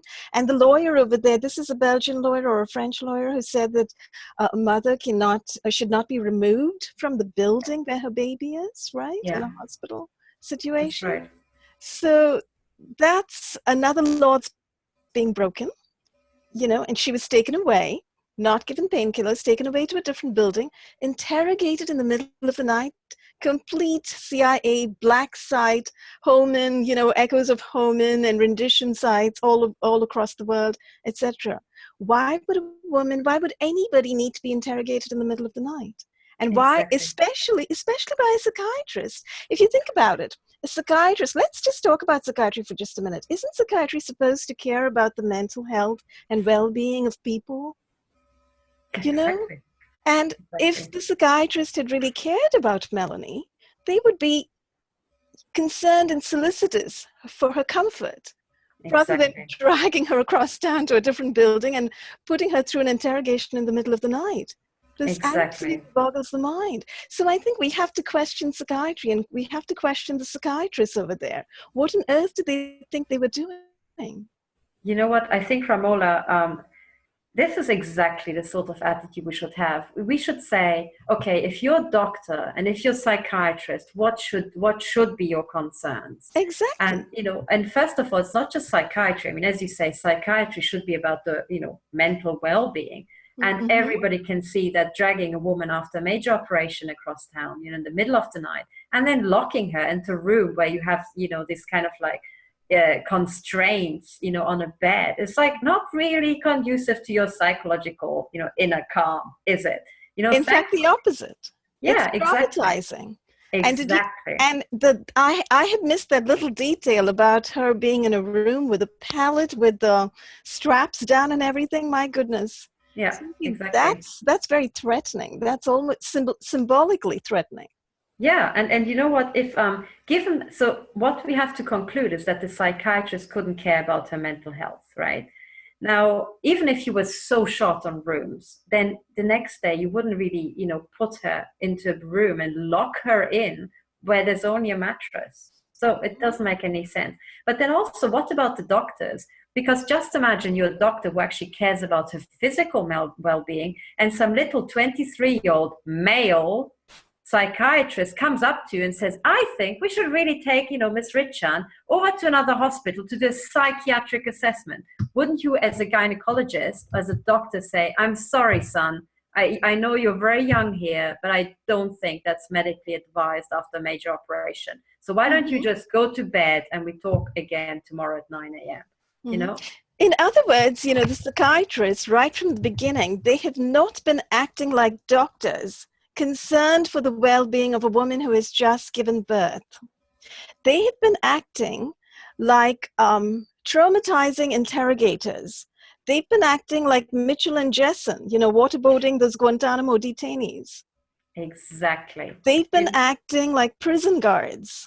Exactly. And I think this is what we should actually say. So if you haven't behaved like a psychiatrist or a doctor, we will say you are what you behaved like, Absolutely. But that's exactly what's happened over here, is it not? Melanie has been traumatized excessively. It sounds like it's trauma after trauma after trauma. Exactly. First they take her baby away, they take her witnesses away, they take her companion, that's you, away, and then they drag her across town to this other place, and then they interrogate her in the middle of the night. And then, to add upon that, to add insult to injury, the guy who actually interrogated her, the psychiatrist over there, who comes to the conclusion that she's perfectly okay and needs to be returned to the maternity ward, is suddenly stopped in that action. Somebody calls in the middle of the night. This sounds like a B grade, James Bond or something, where the intelligence agent calls in the middle of the night and says, oh no, return her to her jail cell. Exactly. Because all of a sudden, the woman who is now seen as not delusional by the psychiatrist is then again thrown back into the psychiatric ward and actually not removed from that hospital, but left there to stay the night. Exactly. And then that whole series of incidents afterward where she comes back and then she's kept downstairs in did you say a filthy room with just a mattress on the floor, and she was held there for several hours, again held there like a criminal. This is a woman who has just given birth, and we're talking about a world-renowned human rights activist who is an extraordinary woman by any measure, who founded an organization. How many women found human rights organizations and go to bat for other people on the planet? Exactly. So Melanie Vritschan, by any count, is an extraordinary woman. And for these psychiatrists to sort of gang up on her and determinedly call her delusional, I'm actually shocked that they wrote in that statement that you mentioned just now. Yeah, that that's she's a court severely order. delusional. Yeah, I have to dig it out because it's right here, and I should read the exact sentence because it's so shocking. And you know what, we should. You have made a very good point, because you said, isn't this one trauma after another? And I think this is the point I was trying to make. If these guys were not behaving like psychiatrists or like doctors, then what did they do? They caused one trauma after another. So I think their purpose, it was so well organized. There's too many coincidences. So just imagine, let's say, okay, there's a misunderstanding, and then they think, okay, let's take this woman tonight for an interview. And maybe the Attorney General said, do it tomorrow morning, but some idiot thought right now. Okay, let's assume that's a misunderstanding and not actually intentional trauma. Okay, but then surely when a psychiatrist on the other end sees Melanie, knows that they've just taken away her baby after cesarean, would he not advise to actually, give her a hospital bed and make her feel as at ease as possible? Mm-hmm. Or would he actually leave her in a questioning room, an interview room, and leave her there for 2 hours sitting at a table and not lying in a hospital bed as she should be at 2 a.m. in the morning? And then when all this happens, would you just confiscate her phone? No, this sounds like punitive psychiatry. Yeah. If I could jump in here, I think, Ramola, you make a very, a very acute observation, because my opinion, both as a graduate attorney and a graduate psychotherapist, and as someone who has been a student of the field of mind control for over 40 years, that what they were engaging in institutionally, as an institution, was what we call trauma-based mind control. Right. Yes. This is straight out of the MK Ultra manual. This is straight out of the MK Ultra manual, and in that scene of where Melanie was placed in that rendition cell, that type of cell is where you try and break the individual. You know, there are specific cell stations. I have, in fact, been placed in such a cell. So, because I've been a target of such, I've been a targeted individual, which was in my disclosure project affidavit, going out of the our press conference in May 9th at the National Press Club, May 9th, 2001. This grew out of the director of a White House study under President Jimmy Carter, and my being targeted after a meeting with an Assistant Secretary of Defense at the inner ring of the Pentagon, which was trauma-based, exactly like that. Now, I have a question for Catherine, and a very direct suggestion which grows out of 3 cases. And if I were with Melanie, I've often given informal legal advice to her and to the board of ICATOR and to its predecessor organization, UCATCH. So it's in that spirit that I'm offering it to you, Catherine, and to Ramola as well, and Dr. Black. Also to the joint investigation team here, and that is the use of habeas corpus. We recently were able to secure the release of the wife of a Canadian activist, David Sarita. Many of you may have heard of him. He's a Canadian activist in the new energy area that lives in Nelson, BC. And his wife was the target of an unlawful incarceration of the Nelson, BC police, the RCMP, targeted her at a kind of a beautiful bridge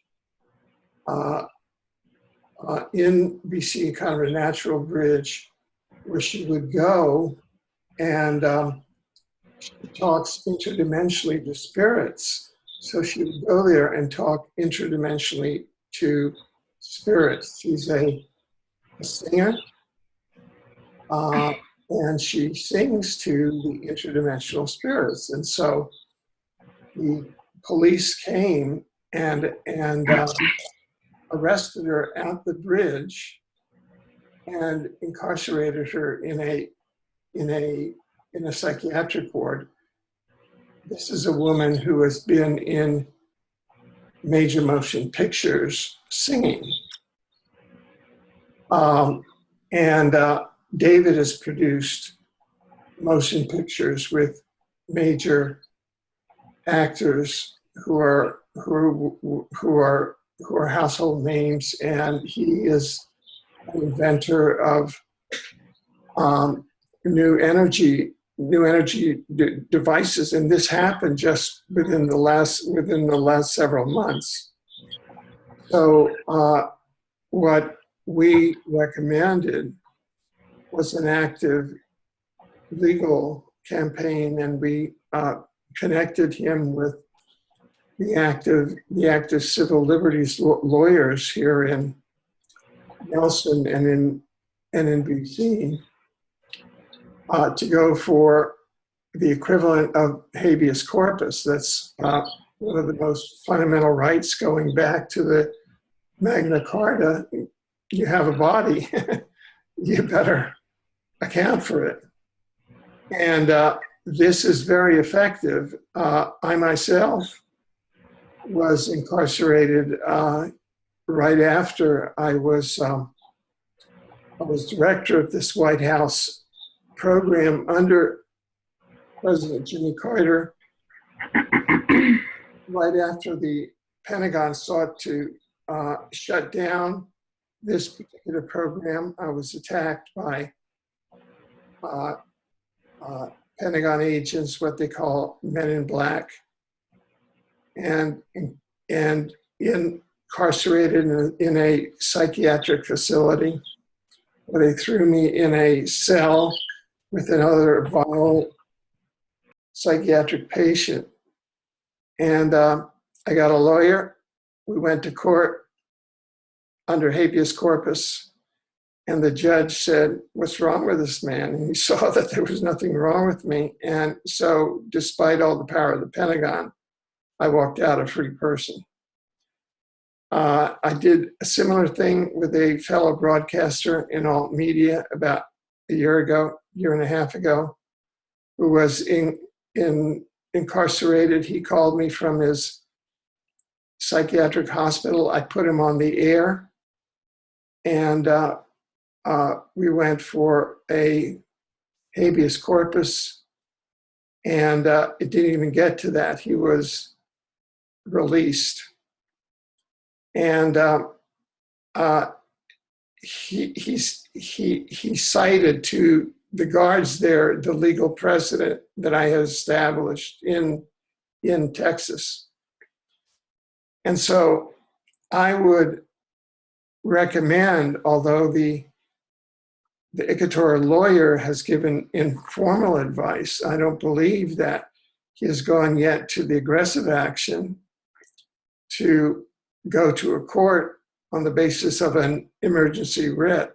I'm not sure what of Belgian law, but it doesn't matter if the Attorney General's involved there. You can still go independently into the court and not wait for what sounds like a kangaroo court on October 25th, because they probably have it all sewed up. So today's a Sunday. I would commend you to go start Monday, and your purpose is to get a lawyer. Melanie's father there, he probably has some deep pockets. Go in there and get a good criminal lawyer, a good civil liberals lawyer. You're talking about her life and the baby's life. It's worth it to go get the best lawyers in Belgium and go into court with the equivalent on their legal system of habeas corpus, get an emergency writ, and get those two human beings, out of that plot. And that's what's going to have to happen. I don't see it happening unless you and Melanie's father step up to the plate, get a top-notch lawyer, and go in there for habeas corpus. And I'd like to hear some comment from Ramola or Dr. Black, whether this seems like I'm, being too yang here, but I mean. Can I ask a couple questions, yeah, Alfred? Those are three cases where we've had people with psychiatric incarceration at this level coming from, above, where we've successfully gotten freedom, but you cannot go in to their kangaroo courts, which seems what the situation is now. Over to you. Can you do habeas corpus for both mother and baby? Well, you can do it for mother, and in this situation, I would say that the baby's being held hostage also, because there were circumstances in which that Catherine very eloquently described, where the baby is being deprived of the presence of the mother and is part of this co-conspiracy. You know, it just Yes. how you frame it. And so if I were the lawyer, I would say, I would like the mother and daughter transferred to a neutral hospital, because this hospital has been, the staff at this hospital has been poisoned by a plot coming from the Attorney General's office, and the staff there are poisoned. And I would like it have them transferred to Hospital X. That's how I would approach this, you know. And I go back. I've been a civil liberties lawyer since I was counseling the Panther 21 trial in New York City in 1969. So that's how I would approach this. I mean, would you say that's the primary thing to do? The first thing to do is to, and that's the way to do it, it sounds like. So you'd have to actually go into a court and ask for the mother and daughter to be removed from that hospital because they have actually succeeded both in traumatizing her, and she appears to be caught up in some kind of plot coming from the Attorney General's office, which is seeking to call her delusional. Yeah, and you have to go in there and seek a primary writ, because this is an emergency life and death situation where the civil authorities have just gone berserk. They exceeded their authority and caused a life and death situation. And you can bring in all of the knowledge about what they're doing in terms of trauma-based mind control, what they're doing in terms of the life of the baby, separating mother and child, etc. And you could even, even ask that the baby be scanned as a precaution, just to see if they've implanted her yet.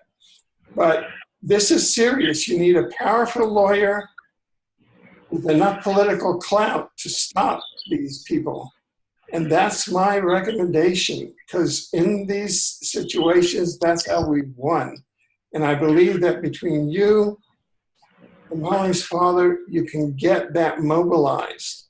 Monday morning, call her usual lawyer, get that thing mobilized. This is a legal emergency. Catherine, I have a question. Have you all requested any of the medical records? Yes, we have. And that's another story, because as soon as they made these allegations against Melanie, I said we would like to see the psychiatrist report that led to her baby being removed, but they just refused handing us that. So they said, oh, sorry, it's not finished yet. But how can they take a decision when there's no report, you know? So I think that was a lie. But they kept us nonstop. They kept us from information, you know? What about the general medical records from the hospital itself?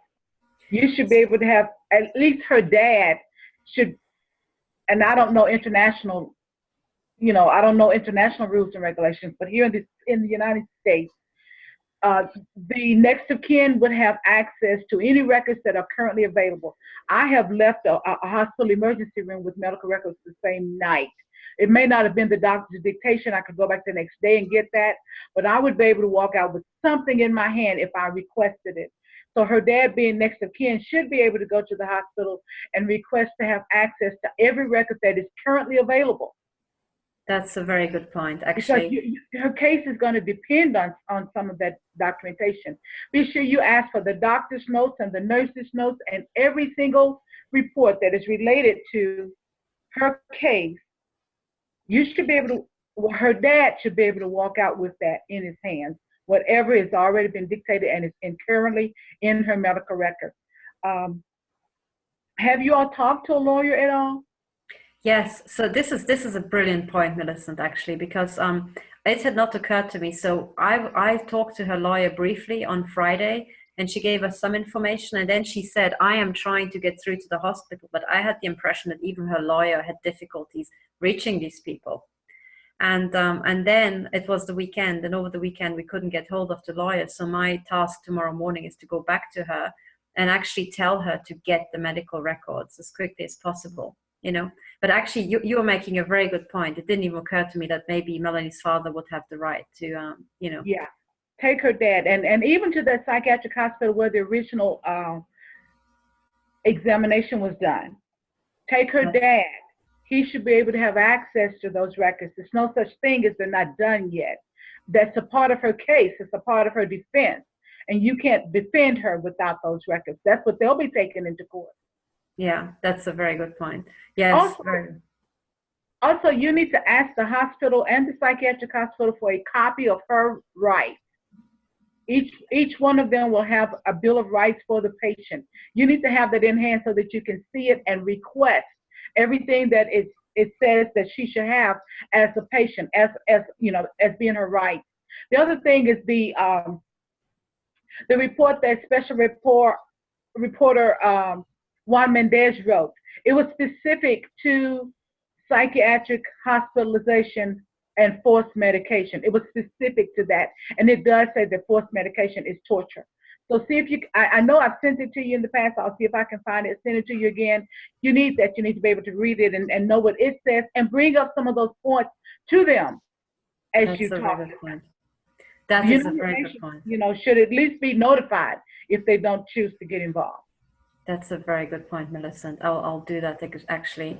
So these are all excellent points. And, you know, that's the first thing I'll do tomorrow morning. And Catherine, I was going to say, you know, if over the next couple of days you need help in putting all this together and writing it up and sort of highlighting the several indignities that she's been forced to endure, I'd be happy to help. Yes, well, you know, thank you so very much because, you know, we need all the help that we can get. And the truth is that throughout the last couple of days, ever since this happened, I've been just working flat out. So either, you know, taking family members here or there or getting stuff for her or, you know, getting things organized. And it's very hard because going between her flat and this hospital, you have to cross the entirety of Brussels, which is a nightmare. You know, so I'm spending a lot of time on the road and, you know, trying to comfort people and actually get somewhere. One of the things I also noticed is, you know, we also shouldn't ignore the fact that what has been done to Melanie was done on the quick, you know, and I think they made, personally, given that the hospital chose the date of the cesarean and given that the hospital pretty much controlled everything, I think there was a game plan already. You know, there was a game plan to already use the smallest thing to lead to this because it was just so well planned. And this is one of the things that I really took away from this, that the entire thing felt like a well-planned military operation. You know, everybody played their role and it really felt like a role at times. And then one thing led to another.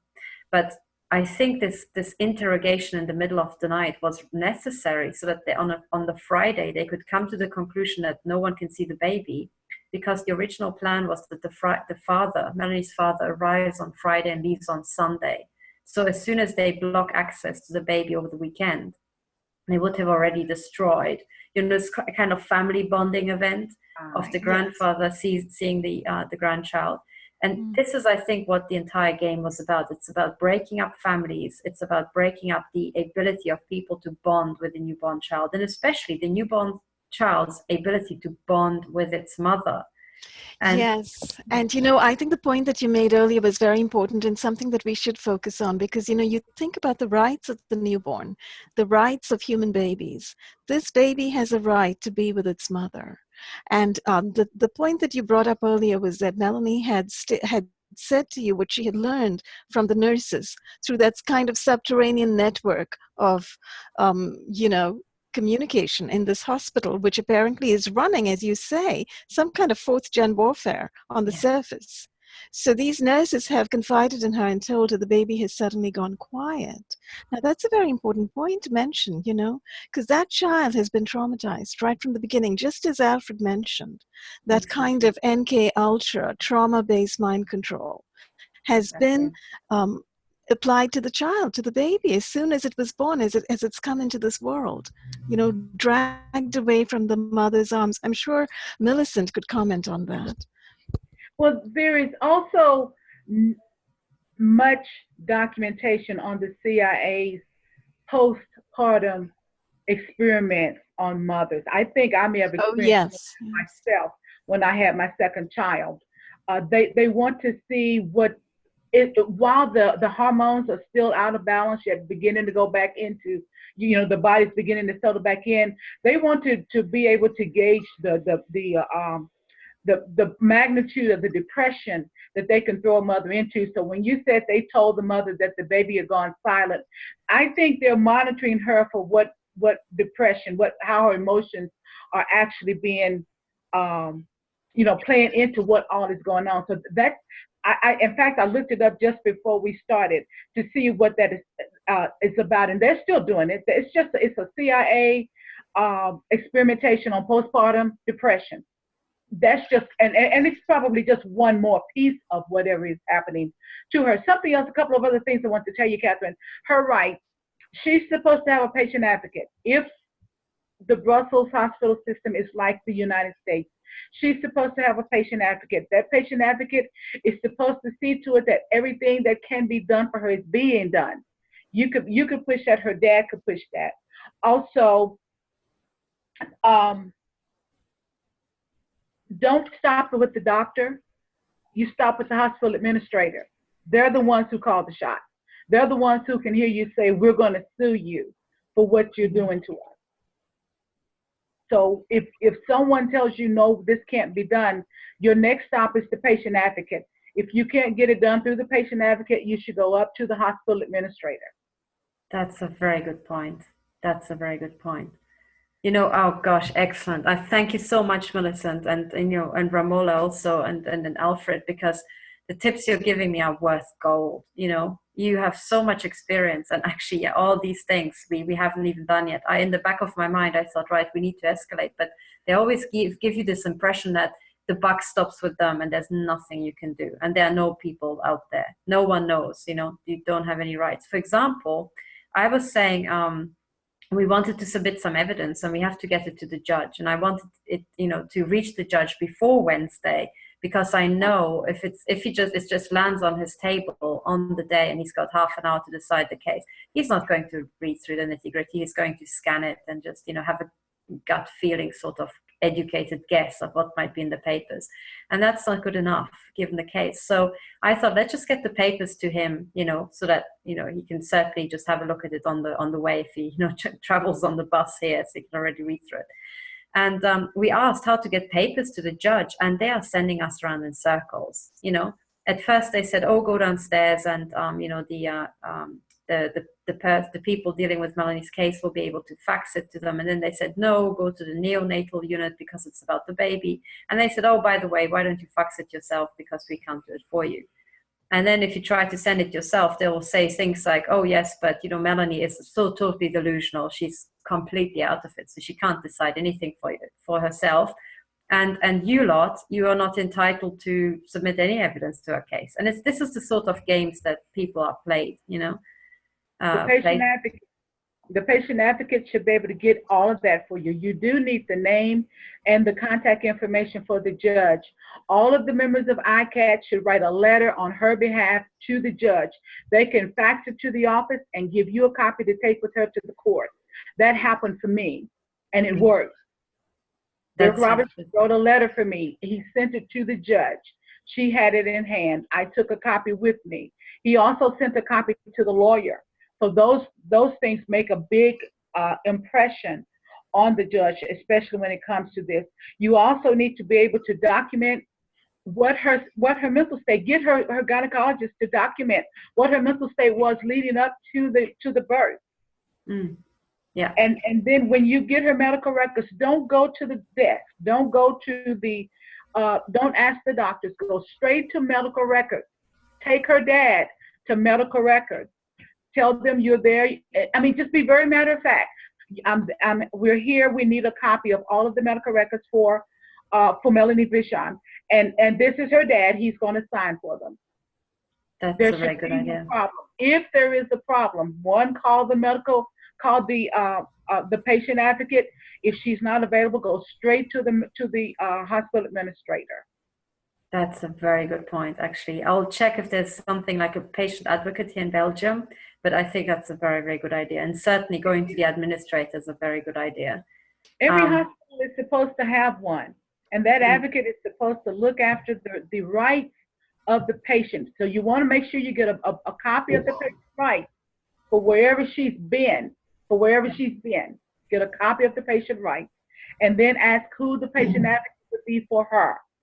That's a very good point. Yeah. If the hospital systems there have it. But then you can go to medical records, take her dad to medical records, just go in the hospital, say, please direct us to medical records. Go there and ask for her medical records, everything that's there. Especially you want a list of the drugs, the medications that she's had since she's been in any of those places. Because that will explain to a judge why she is now in a state of confusion. Not to mention the fact that she's sleep deprived and she's probably, her nutrition is not the best and she's in pain. And as Alfred has already said, those are the exact elements of trauma-based mind control. Yeah. I go through it every day. I'm going through it right now. Actually, Randy Webster's right here with us. He's making his comments, but he's also doing things in my brain, and he's assaulting my body. Wow. Yeah. You know what, actually, I'm glad you brought up this topic, because I have even more disclosure about this hospital that I would like to make. Just, this is now my evidence. It's nothing to do with Melanie, so, you know, it shouldn't affect her case, I hope. This is what I've experienced. But it's a matter of fact that I've got chips on my head, you know, and we've measured them with the bug detector they are emitting. I also, whilst I was in Belgium, I visited another dermatologist who confirmed even more laser scars on my body that, you know, people weren't aware of before. So I've got all this evidence, you know, of laser surgery scars, chips emitting on my head. So I'm pretty sure I'm implanted and I can prove it. But the truth of the matter is that I have been now tortured with these implants in Switzerland, in Germany, in the UK, other countries, but here also in Belgium. And here in Belgium, they have been just as intense as anywhere else. But what I also noticed is that going into the hospital, I was kind of fine in the entrance hall and, you know, going in. But then when we arrived in Melanie's room before the operation, I sat down next to the window and suddenly I thought all my chips have been turned on simultaneously. And I just said to Melanie, I have to sit down because I feel like I'm about to collapse. So literally it was individual chips being set off and I can feel them because they cause pain. And then chips together, so they cause massive headaches and this feeling of current running across your skull. It's a sensation that I never had before in my life, really, before this whole thing started. And, I said, Melanie, this is really, really bad. And I was trying to find out what was going on. So I said to her, please switch off your mobile phone. I'll do the same. And I want to find out where they are triggering these chips. And we switched off our phones. And then I was going around the room, figuring out, is there some weapon here? But this, we were in a hospital room. And, there was a big window. We were up on the 6th floor. So nothing could come through the window. And then suddenly I looked up to the ceiling and there's this huge Wi-Fi router, a massive one by Cisco Systems, that's just on and blasting. And I thought, is it the case that this hospital is wired up to actually set off people's body chips? Because, as soon as I walked into the hotel room, I started being tortured. So, I said that, and then I was walking around and I was saying to her, okay, hang on, I can make some measurements. And as soon as I said that, because I've got one measuring device with me, by the way, before I came to Brussels, they stole 2 of my measuring devices from my suitcase at home. So, but anyway, I've got one left. And as soon as I said to her, I think I can do measurements, it kind of got immediately better. So it's another indication that this entire hospital room was being listened into. But then it got worse, because when we went down into the operating theater, you go from the 6th floor to, I think, -1 or -2. So we went down in the lift and then we walked into the operating theater, and throughout the entire procedure, I was tortured with my body chips, So I'm standing next to Melanie, who's being operated on, and I could feel that something is working my head chips. So from that, I conclude, so it is a fact that I'm implanted. It has been, established. But based on that, I'm saying the hotel rooms and even the operating theaters are wired up such that they can communicate with the body chips. And I think this is extraordinary. you know. Yes, it is extraordinary because it's a hospital, it's a healthcare facility. It should be taking care of people who walk in. Exactly. And it's as suspect as every other building today, you know, because we are living in a global surveillance state. Every place is rigged up for this kind of transmission of radio frequencies. And COVID implantation, I should make a mention over here, you know, just as a voice from the Joint Investigation Team, somebody who's been working with many cases. And, you know, both you and I, Catherine, we have been encountering so many cases. Currently and for the past 4 years, really, in my case, and for, you know, for a certain number of years in your case as well, of people coming forward to present experiences of COVID implantation. And in many cases, these people have been scanned. So they've been scanned and these implants have been found. So in other words, people around the world, and, you know, we are sort of focusing on the US and Europe, the Americas and Europe, I guess. So we have a lot of cases of this nature. So people in America, Americans and Europeans, are being covertly implanted. And we have to think, who does the implantation? Who can do clandestine implantation? So obviously, you know, the fingers go right to point at the clandestine intelligence services, military groups that are conducting non-consensual experimentation. We have now established that this is currently ongoing. So people need to wake up. People who are not informed, perhaps, need to be informed that this is currently ongoing and has been for a number of years. And there are very many scientists, doctors, whistleblowers who have come forward to attest to this fact. So in this atmosphere, where you have intelligence agencies and, you know, big military bodies like the US Air Force and the Department of Defense in the USA engaging in non-consensual experimentation on humans, whether it's neuroexperimentation or physical, bodily, medical experimentation. In this atmosphere, to have somebody in a hospital, psychiatrist in a hospital, step forward and disbelieve a person who states that implants were removed from her, you know, becomes doubly charged. So you have to ask, is there a massive cover-up going on? Are psychiatrists a part of this cover-up? Are they working hand in glove with state intelligence agencies to cover up covert implantation and to cover up non-consensual medical experimentation on human beings in Europe and in the USA and around the world? I think this is a very, very good point. And I think this is exactly the conclusion I reached after last week, because in the very beginning, you know, when Melanie was told that she will have a psychiatric assessment, I think they did their best to portray it such that it was my fault. So I dared to mention the existence of implants, and therefore they will now, you know, lock up my friend and colleague and take away her baby. And I think the entire program, because I should also say that in the background, Melanie is preparing a court case exactly because of illegal implantation and her torture. And this is one of the flagship cases here in Europe. So my personal suspicion is, and the Attorney General knows, because we have, you know, he has already received evidence over many years. He has received my police report already in May. And he knows we're working together, and we're also under surveillance nonstop, and the harassment we receive makes that clear. So I really suspect that the plan was to, first of all, totally, you know, break up any attempt to bring this to justice, the illegal implantation, stop Melanie from having an actual court, smear her with mental health allegations so that hopefully she's not taken seriously, you know, split her from her baby, traumatize her and punish her even more, and then take the baby and do trauma-based mind control, take it away from her, and I suspect implant her, and then hell knows what else, you know?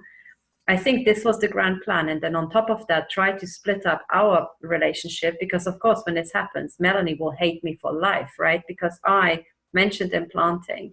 It was genuinely out of a concern, because I really thought there might be a medical emergency, because my chips were being worked, and I kept thinking, oh my God, if they now set off this strangulation device, and imagine she already told me she can't breathe while she's lying on her back, you know, so what are they doing to her, you know? So I was extremely nervous. And then after that, you know, I I just said the truth to this midwife, because I always think that withholding information isn't the right thing to do. So I just wanted to, and I just wanted to justify ourselves as well and say, well, it's all public, it's all evidence. But nevertheless, it was taken as, oh, it is my fault, because, hey, I mentioned the implants, and therefore everything that follows is from that.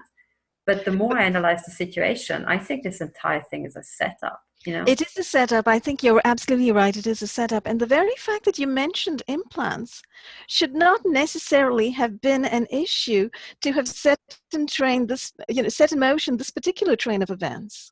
You exactly. See? Because I think you, as a scientist, mentioned implants as a source of concern.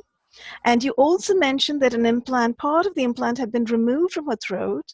And you talked about the analysis of that implant, which is absolute evidence that that implant existed, was found in her throat, was surgically removed by a surgeon, and was analyzed by scientists, by physicists at a lab.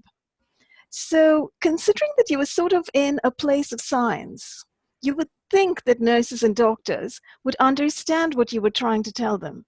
To jump from that point and then to say that just because implants were mentioned, this means that the woman who is implanted is delusional, is inexplicable. It is inexplicable, and it points directly to the deliberate use of psychiatry as a political and a punitive tool to assault and attack a human rights activist. Exactly. And it's not even, it's not even a political tool, but it's actually a tool to cover up crime. It's even more than that. And absolutely, that's exactly what happened. Criminal, and yes. The whole thing is criminal. And you know what? So I think what people are also meant to feel is that they think, oh no, I mentioned implants, I must never mention implants ever again, because look how this blew up. And I thought, okay, guys, if this is the name of the game, I'll do the complete opposite, and I will mention implants to everybody. So I just, as soon as this started happening, I started talking to everybody about the fact that we had mentioned implant, so we had measured the implant, and that everything we did was public. And I just kept going on about it. And it was very interesting because when we were told that we are not allowed to have any access to the baby, I went down to the neonatal unit and I said, is this true? We're not allowed to see the baby. And they said, yes, it's true. And I said, okay, then listen here.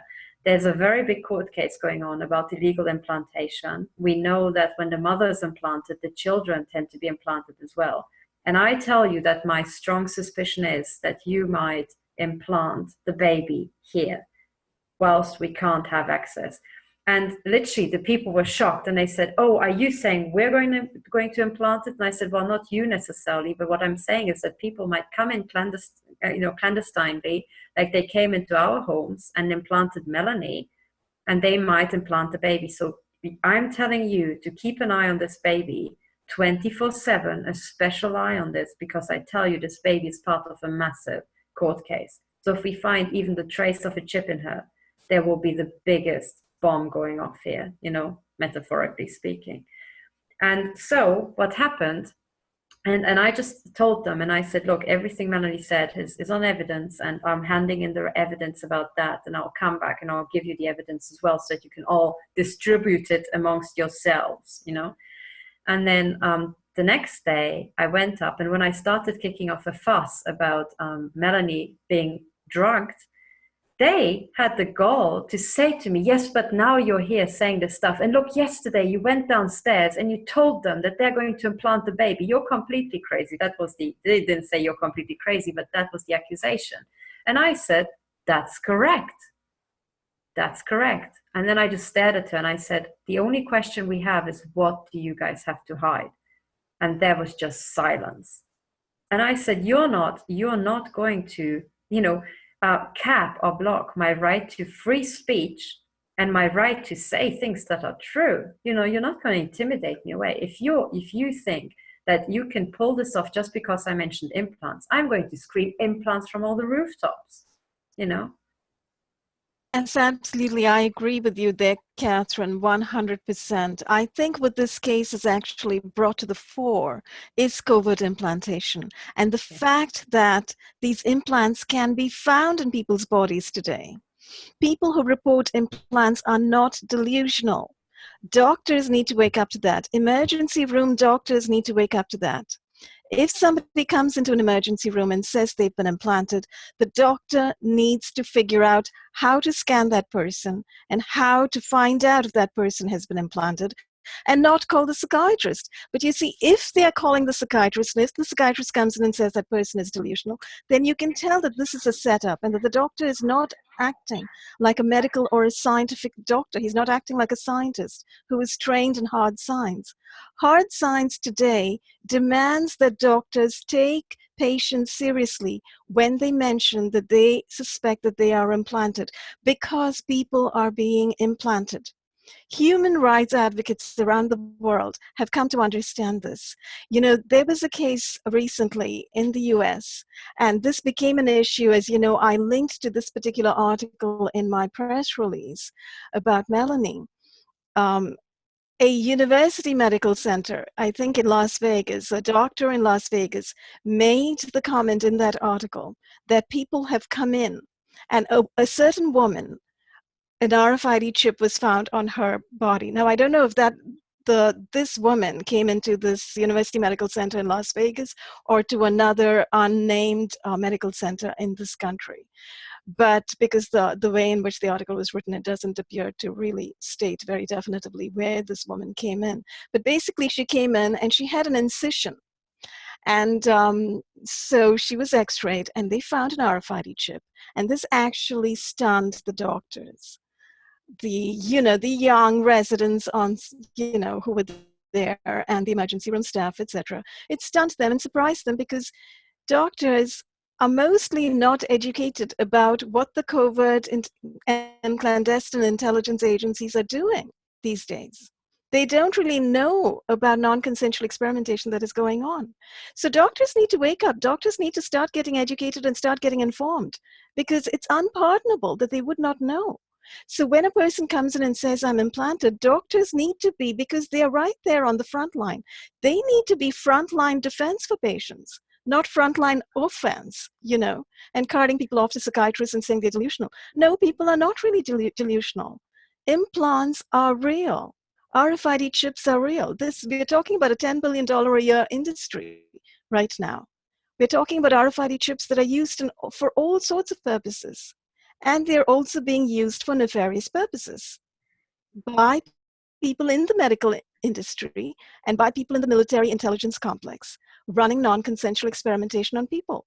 So you see, this issue of implants, I think what your whole experience kind of points up right now, Catherine, your and Melanie's experience at l'Erasme Hospital in Belgium, is that implants, people need to be educated about implants. We need to put a lot more information out there about the reality of implants.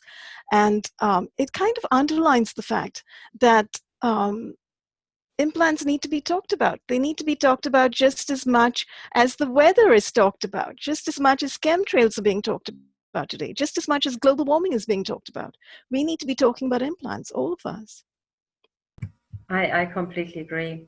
I completely agree. I also would like to add that wheeling out the psychiatrists, and I say this as a high energy physicist, I find laughable, because in this matter, the matter of implants, psychiatrists are plainly incompetent, because this is engineering technology. This is about physics, so I am more qualified to actually make an estimate of if there's an implant or not, than a psychiatrist is, honestly. And I think what we have to get into the heads of these medical doctors and also these psychiatrists is that when people, these days, we know about voice to skull, we know about the implanting of chips into the ears that they can transmit, just like my headphones can put a voice into my head.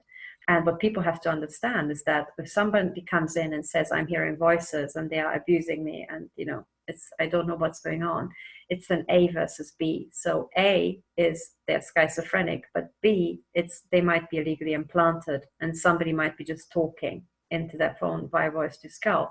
And you have to decide, before you diagnose anybody, you have to do an A versus B test, you know, which of the two is it?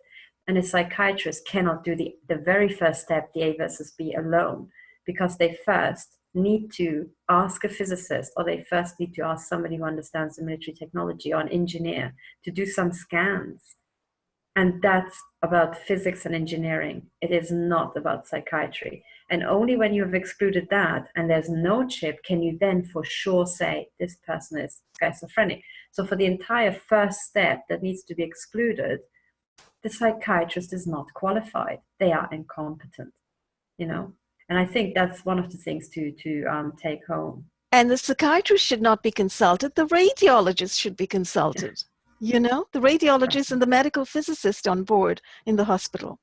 Oh, absolutely. Actually, the medical physicist, that's a very good point. And that's, I think, where we should also start digging around for a bit more information, because the second thing I took away from this entire, you know, week in the hospital is really, and this is now my personal opinion, because I felt my chips being set off extremely in the hospital room and in the operating theater, I am now, for this reason, claiming that Hospital Erasmus is wired up specifically for setting off people's implants. I think that is the entire plan. I think this is the business plan, is to illegally implant people, and then when they go into the hospital, continue their symptoms. You know, imagine you want to make money by giving people false illnesses. You want to continue their symptoms when they're in the hospital. You know, you might even want to do it downstairs in the operating theater, you know, or you might want to finish them off in the operating theater. Hey, you know, and then you say, oh gosh, something bad happened during the operation, you know, it just happened. So, Catherine, I want you to consider, though, it does not have to be the hospital. The fact that you are, wherever you are being assaulted, indicates that you're being followed by satellite. So everything that you experience in the hospital, you could very easily be experiencing as a result of the satellite. And remember, they are the masterminds at making us think that it's someone else when it's really them. And when I say them, I mean those who are trained by the military, by the Department of Defense or the military, to use aerial weapons. I remember when I moved to Dayton, Ohio, and was moving into an apartment complex. The owner of the complex told me, he says, oh, I'm a recon man. He was trained in aerial reconnaissance. So what you've experienced very well could be some aerial reconnaissance. It doesn't have to be the hospital being set up. I've experienced being assaulted 30,000 feet in the air over Los Angeles, California, and 30,000 feet in the air over Washington, D.C., clear across the country. And I knew that it was satellite.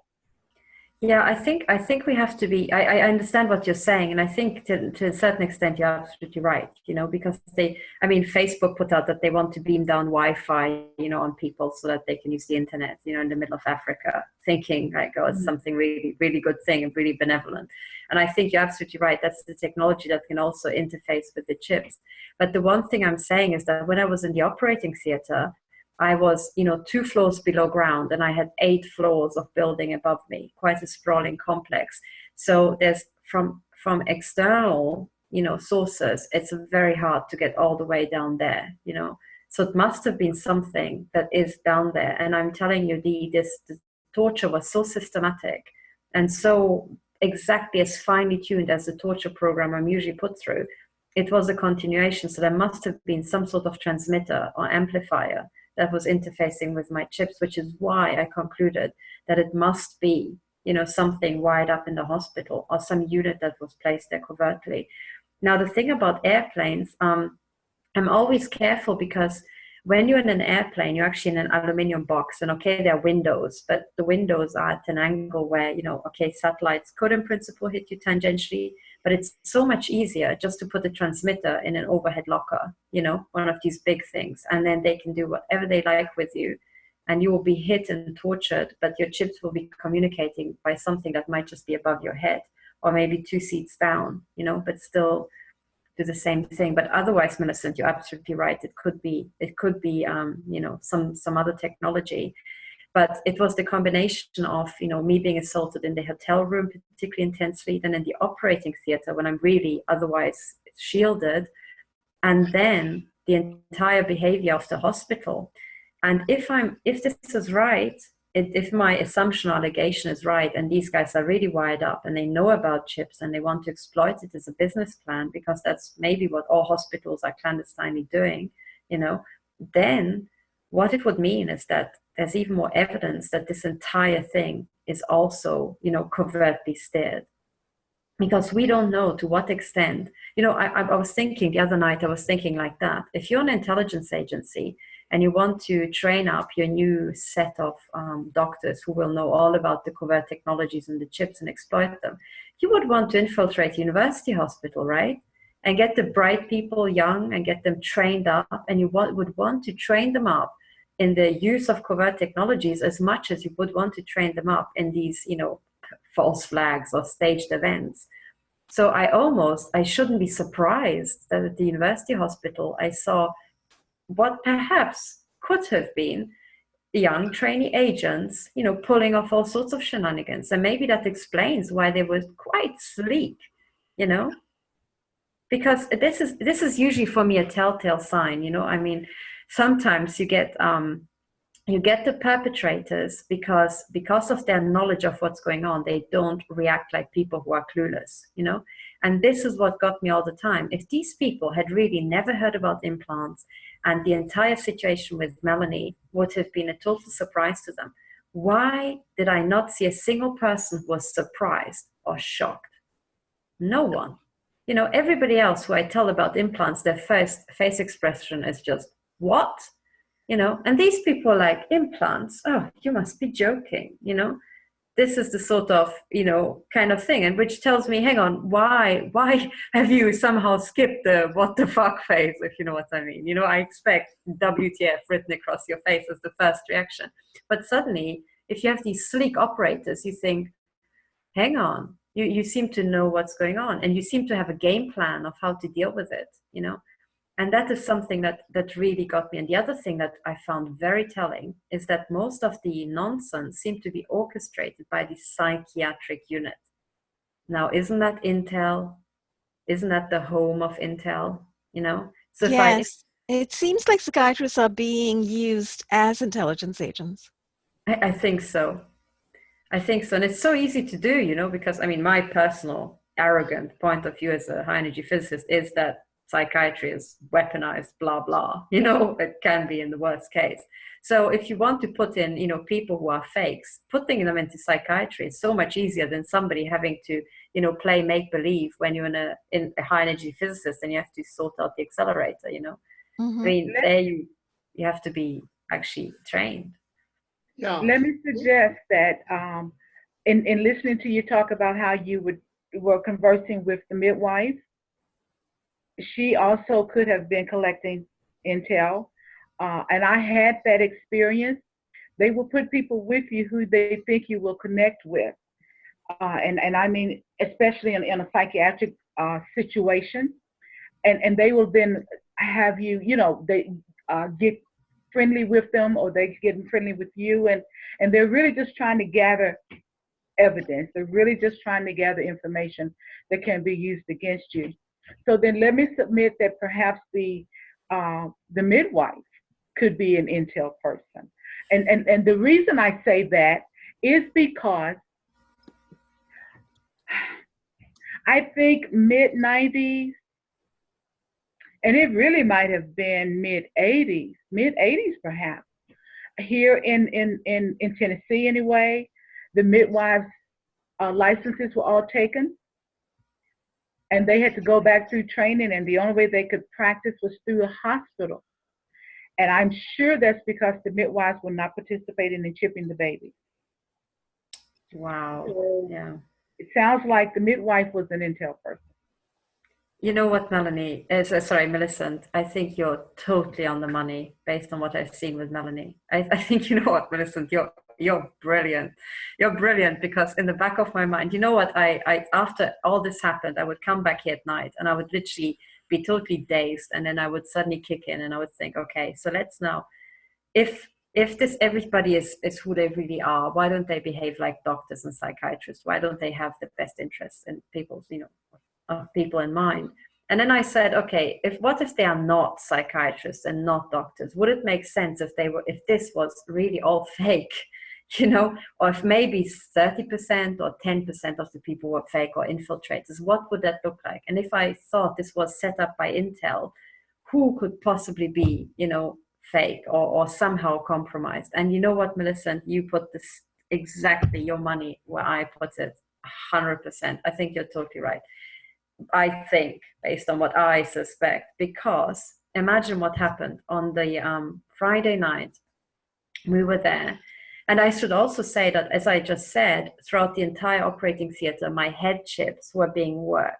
So I could have been neuroteched into oblivion to be just rather forthcoming, with information, because they take away your inhibition, or they even induce you to say things that you otherwise maybe would have been cagey about had they, or maybe it wouldn't have even occurred to you to say stuff. So this is what I'm saying. The entire hospital environment for me was like, I am now being worked. I'm being, pressure cooked here. So that could have happened. But then a very interesting thing happened, because on Friday night, just after we were told that no one has got access to the baby, suddenly the midwife turned up. The midwife that I had spoken to, she just appeared, poof, out of nowhere.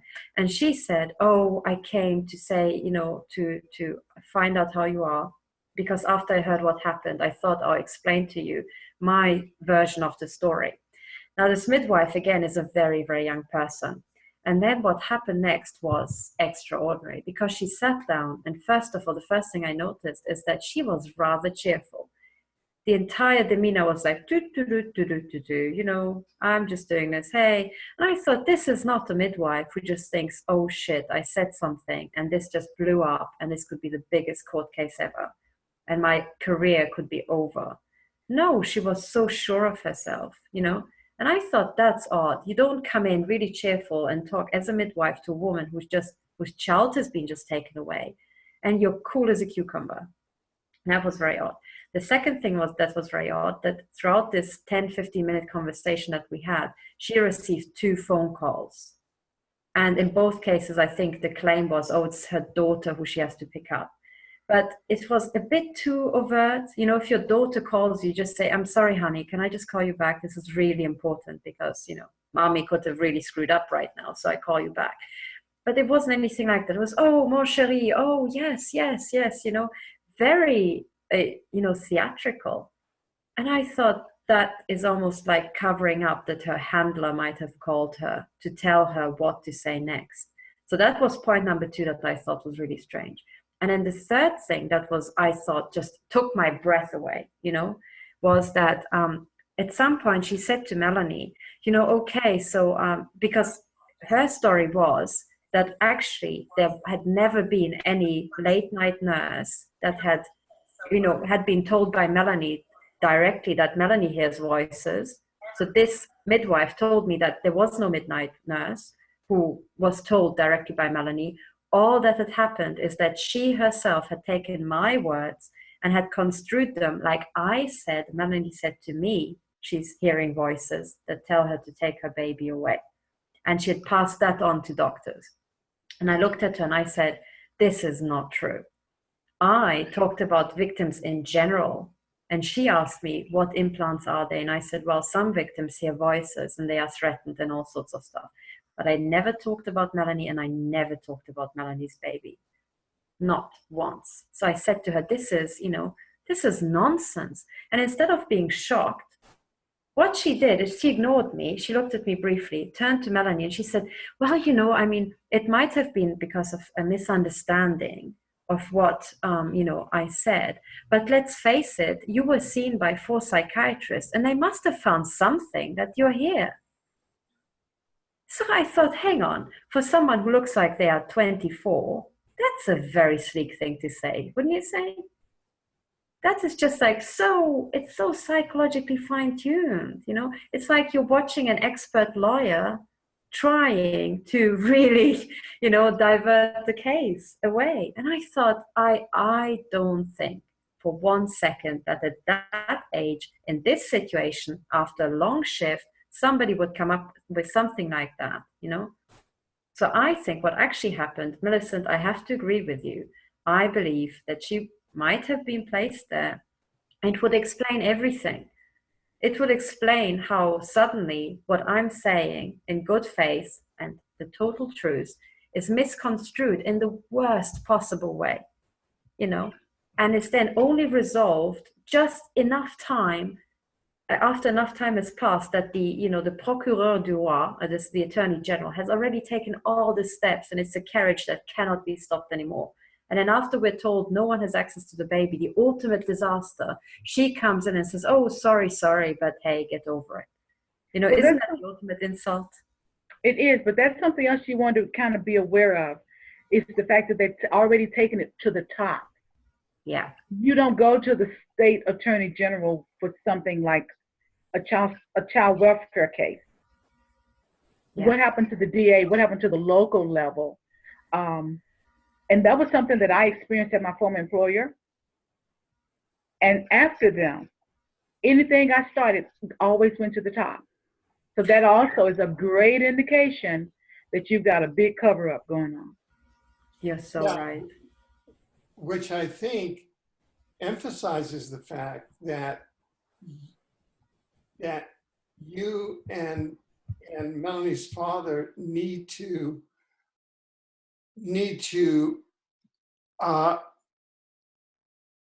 initiate your own legal proceedings against the state, and not you have spent the weekend now or since these events gathering evidence. Now, as of Monday, you have to initiate your own independent legal action against the state, because all of their actions are going to be part of their plan for more injury toward Melanie and Amethyst. And I was just looking up some data. This is a very specialized type of chip called an RFID chip. This was a 2015 study in the US. They estimate that about 30% of Americans have RFID chips covertly implanted in them already. And some of the typical locations are in the hand, in artificial knees, in tooth fillings. In other words, the entire dental industry participates in chipping the population, and they have no qualms about it. In implanted screws, any medical screws, artificial hips, and in implanted birth control. So those are kind of the easy ones in the RFID chips. It sounds like your chips are more complex. And they talk about, they now have chips where you can be walking in public, and they have chippers. They have covert chippers that have mechanisms that can chip you in public as you're just walking around. Yeah. Then, of course, the data are, and these come from our interviews with Magnus Olsson, who is a colleague of Melanie's and, you know, all of ours.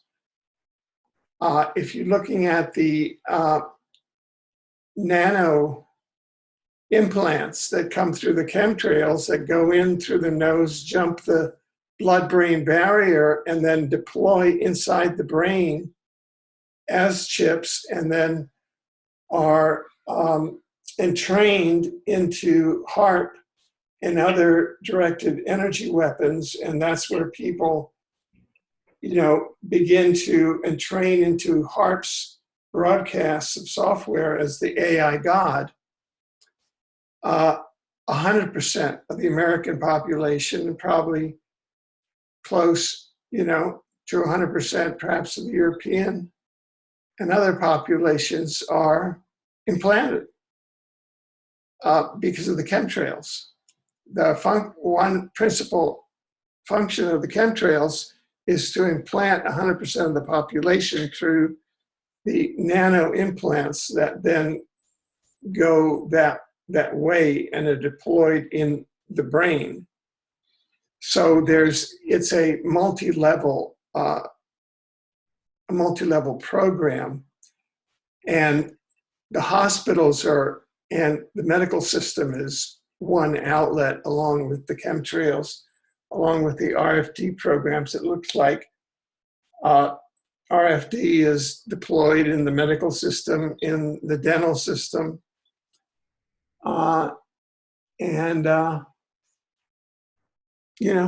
so this has been going on, and we've even tracked it with the invasion of an off-planet, sentient, inorganic, predatory, pathogenic artificial intelligence. And if you go to exopolitics.com, one of our websites, on the right-hand menu, there's a link there. It's called AI Artificial Intelligence, and you can go to about 10 panels that we've held with experts and 25 or so articles that, for example, the Falklands War in April to June of 1982 was surface propaganda released by the mainstream media, but it was really a war in which a benevolent blue ET race was trying to deprogram a pathogenic sentient artificial intelligence, and had been trying to deprogram it since about the time of the First World War, that had been left here as kind of a doomsday device by a manipulatory ET race to, when it was activated, to terraform the planet into an AI planet. And unfortunately, it was set off at that time. And the programs that we all are now coping with, if you trace them back, what's behind them is this off-planet AI.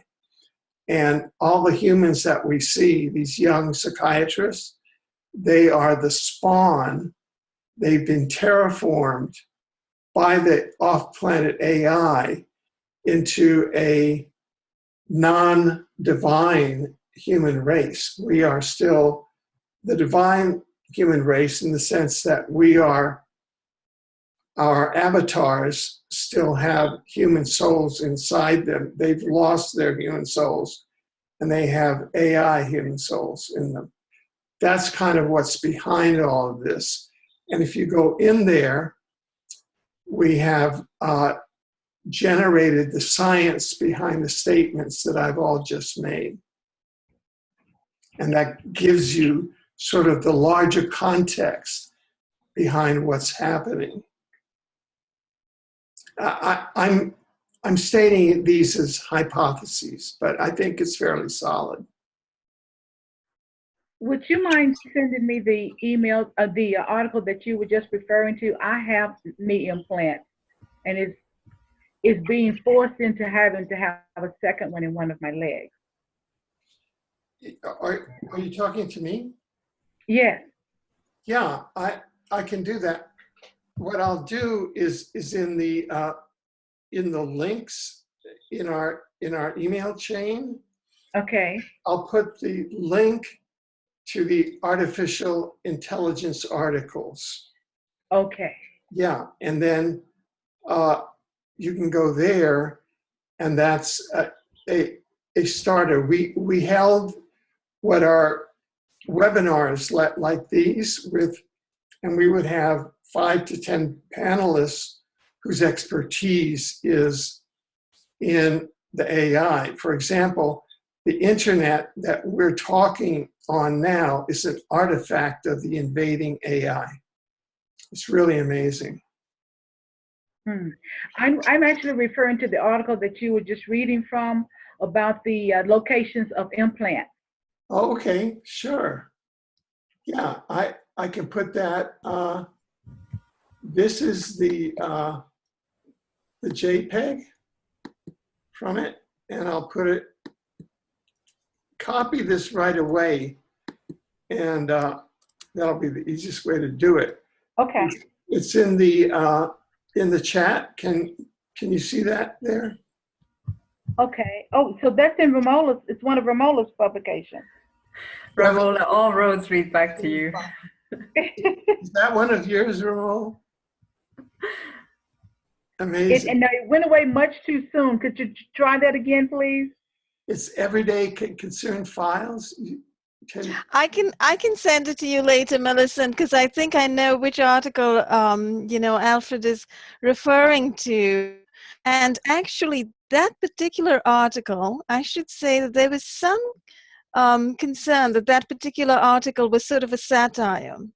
So I'm not 100% certain that that article is indeed satire. There you go. Because of the way in which it was presented, but I did post it, and I did post disclaimers as well on my site. It has a lot of information on chips. No, well, it was in WIT Science, the Wyoming Institute of Technology. Yes, but then again, there's I found out looking further at that site, and then I think reading a disclaimer on that site itself, stating that that site was a satirical site. Well, I'll be. We all got pranked. Yes, we all got a little bit pranked, I think. But then I kept going back and looking at it, and I'm wondering if it's, again, one of the ways in which the intelligence agencies like to put out information in a sort of a covert way. Concerned citizens are all Americans being RFID chipped. 30% of Americans in a cross USA study being found to be RFID chipped. Yeah, you know what, guys? I think at this point we should go back to what Dr. Ronnie Kilda said. She said, in this current world, everything is upside down. So what seems fake is real, and what seems real is fake. It is, but I have to say that even if this article were satire or sort of set up as, as a big fat story, which I kind of disbelieved, looking at the information in the article and corroborating that with other information I get from other research, the fact remains that what's contained in that article rings very true, actually, in terms of where people are being implanted. Exactly. And how people are being implanted. From my understanding, looking at the gamut of lawsuits that have come out, looking at whistleblowers' information, looking at a little bit of research, looking at, the contracts that are out there, medical contracts, it looks like implants are being made covertly in surgery when people go into hospitals for surgery. Yeah, and they spend overnight, or they stay overnight in the hospital. They are being covertly implanted. So this is random. What I'm saying is not, it's this is the field. I'm not saying everybody who goes into a hospital for surgery is getting implanted. That's not what I'm saying. What I'm saying is people who are going into for surgery and stay overnight at hospitals have reported finding implants on their bodies. So covert implantation is being done in those situations. Dental implantation is most definitely being done. There's a lot of information about RFID and different kinds of RF implants in dental fillings, etc. And there are patents actually for tooth implants out there. And those are the two main ones. And I think also the implants in knee and hip replacements, I think Millicent has some information on that as well. I can verify that. In fact, I have some documentation from a surgeon who identified implants in every area where I've had surgery since 2000. That's impressive. And with this amount of evidence, for the hospital to have the goal to, you know, to put Melanie into psychiatric confinement based on, first of all, hearsay evidence, you know, because no one actually questioned me, no one questioned her. They just jumped to conclusion. And I think based on this, we should utterly demolish them, really. Yes, and I think actually what's happened is the whole hospital, by what they have done to Melanie, and all of them really, it sounds like, you know, it's really been a whole collusion between so many actors in the hospital, the doctors, the psychiatrists, and the security guards, and then all the way leading back to this procureur du roi, who is the prosecutor, I understand, you know, the state prosecutor or the attorney general, right? From Yeah, the what a name, what a name. You know, it yes. always instinctively it made me feel like he's the procurer for the king. What does he procure? For the king, I know. I had to look at that and go, wait a minute, is we talking about another country that still has a king? Yeah, actually, Ramola, here in Europe, there's still a bunch of them around, you know, Sweden, England, Really Belgium. shocking to me each time I encounter it. But in any case, here you have this guy who's supposed to be the right hand of the king, and, you know, dealing with somebody who comes into a hospital. And so it appears as if there is some kind of weird collusion and plan and conspiracy and concoction going on here, a kind of a real setup to take down people. But I think what the hospital has done is by doing this, they've, one, exposed themselves hugely, you know, as not being a healthcare facility, as having psychiatrists on board who don't really care about the mental health and well-being of anybody, is having doctors on board who are so incompetent that when they hear the word implant, they run to a psychiatrist instead of calling a radiologist or a medical physicist. And also as being a setup, as calling in psychiatrists deliberately to charge a woman as delusional, a healthy, mentally sound woman as delusional, and eventually steal her baby. So this hospital has created an international scandal. It has distinguished itself by stealing a woman's baby. It needs to give that woman's baby back to her immediately, you know, to avert any further damage to their reputation. Because at this point, the reputation of that hospital, as far as I can tell, is completely shot to bits. And I, for one, as a writer and journalist, will certainly be writing about this. You know, that is just the most definitive statement that I have heard. If I could just take a moment here, and that's because Lynn, who is a very capable journalist who writes our blog called Ebola Gate, actually developed an email which she sent in for our webinar today.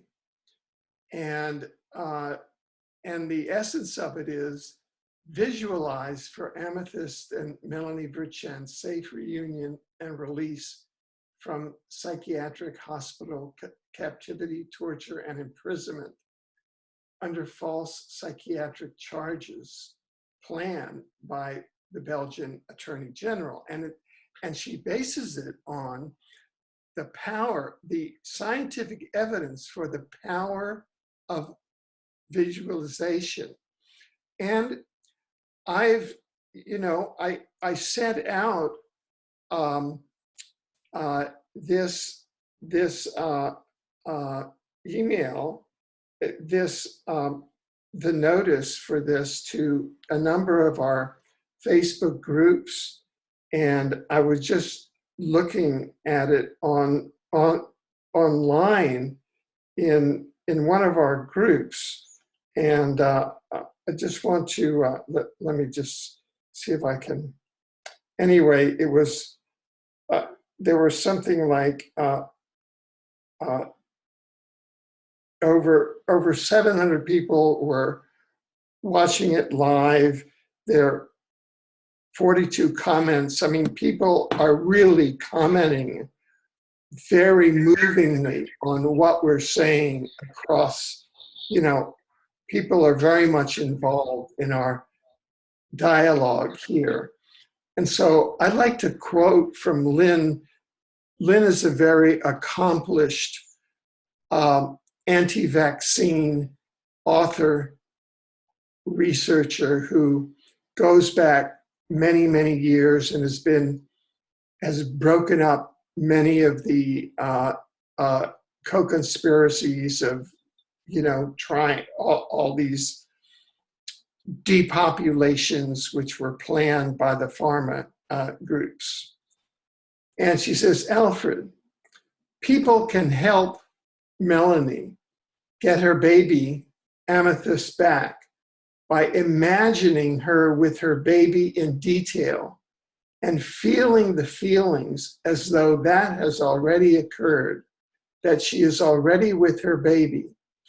It's kind of a quantum prayer. And I know Millicent has been talking and, bringing us into prayer over the last several days. And I really like that term, quantum prayer. It's like getting into the quantum. 2 sentences were removed from the Bible in the 4th century, and that is what was taken out. Isn't that amazing? Here we have, and then she gives a couple of YouTubes, and I'll include this in the article that'll accompany our webinar when we rebroadcast it as a news documentary, which will go here and will go to all our Facebook groups so that people who are watching it now will be able to see this also. And it says you can cure a tumor in 3 minutes using this method. Isn't that amazing? And he says, I called her and told her about this and wished her well. So Lynn took the joint investigation press release, which went out all over the world last night and included the phone number of the hospital. Lynn is based in Europe, and I guess she has whatever French, or she is determined. So she got through to Melanie at the psychiatric ward, and she told her about visualization. And she says, I called Melanie and told her about this and wished her well. I keep being surprised that people who are aware of so much are not aware of the power of their own consciousness. According to Simon Parkes, who is he was a city councilman in the UK, and now he's just he's kind of a person who counsels people and healer. We could be done with what is going on that is so evil if only 100,000 people connected consciousness and focused on the world we want. So if all of us who are participating in this webinar now, or who see this, the link, and see it now or in the future, just connect and visualize Melanie and Amethyst Vritschan together and whole and healing and healthy and happy and implant-less and protected from implants. It happens because that's the nature of the quantum consciousness. And that side of darkness that tries to keep us from that has to work its little plots with trauma-based mind control, because they have only limited weapons and limited directed energy weapons, and they have to do it in the secrecy of night to implant people and all that kind of stuff. But we busted them. And Melanie Vritschan, with the help of everybody here, has busted the biggest pedophile ring in Europe, which is the Kingdom of Belgium, going from the king who's a pedophile to the parliament, which is a bunch of pedophiles, on down to the chief of police of Brussels, which she busted. And we've broadcast all of that. You can go to News Inside Out to the ongoing legal case. And part of the reason of this setup is that they're trying to squelch this legal case because they're all busted in Belgium. And their case is going down. So that's the problem here, because my affidavit is in that case also. And I'm a war crimes judge, and we found various major war criminals guilty, and they can't even travel out of their native countries. Alfred, I wanted to actually ask you earlier about that, and I think perhaps next time if you do a webinar, we could focus on that lawsuit of yours that you're doing, because all of what's happened to Melanie appears to be a retaliatory kind of assault on her, right? Of course, of For course. a reason of this lawsuit. This whole thing is retaliation by the defendants in this lawsuit. That's exactly what it is. And Melanie, in the interview that we did with her prior to her scheduled giving birth, she said, well, I don't want to talk too much about the lawsuit, and so I didn't press it. My philosophy is you have to be 100% transparent, because darkness thrives on secrecy. And if you're 100% transparent, the light overcomes, their plans, and then, they just can't do it. Or it makes it more difficult because you're moving with a higher frequency. They operate at the speed of sound.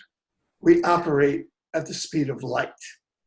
And beyond. I think you're absolutely right. We all agree with you there about, busting secrecy utterly and being completely transparent, completely open, completely candid, and speaking our minds.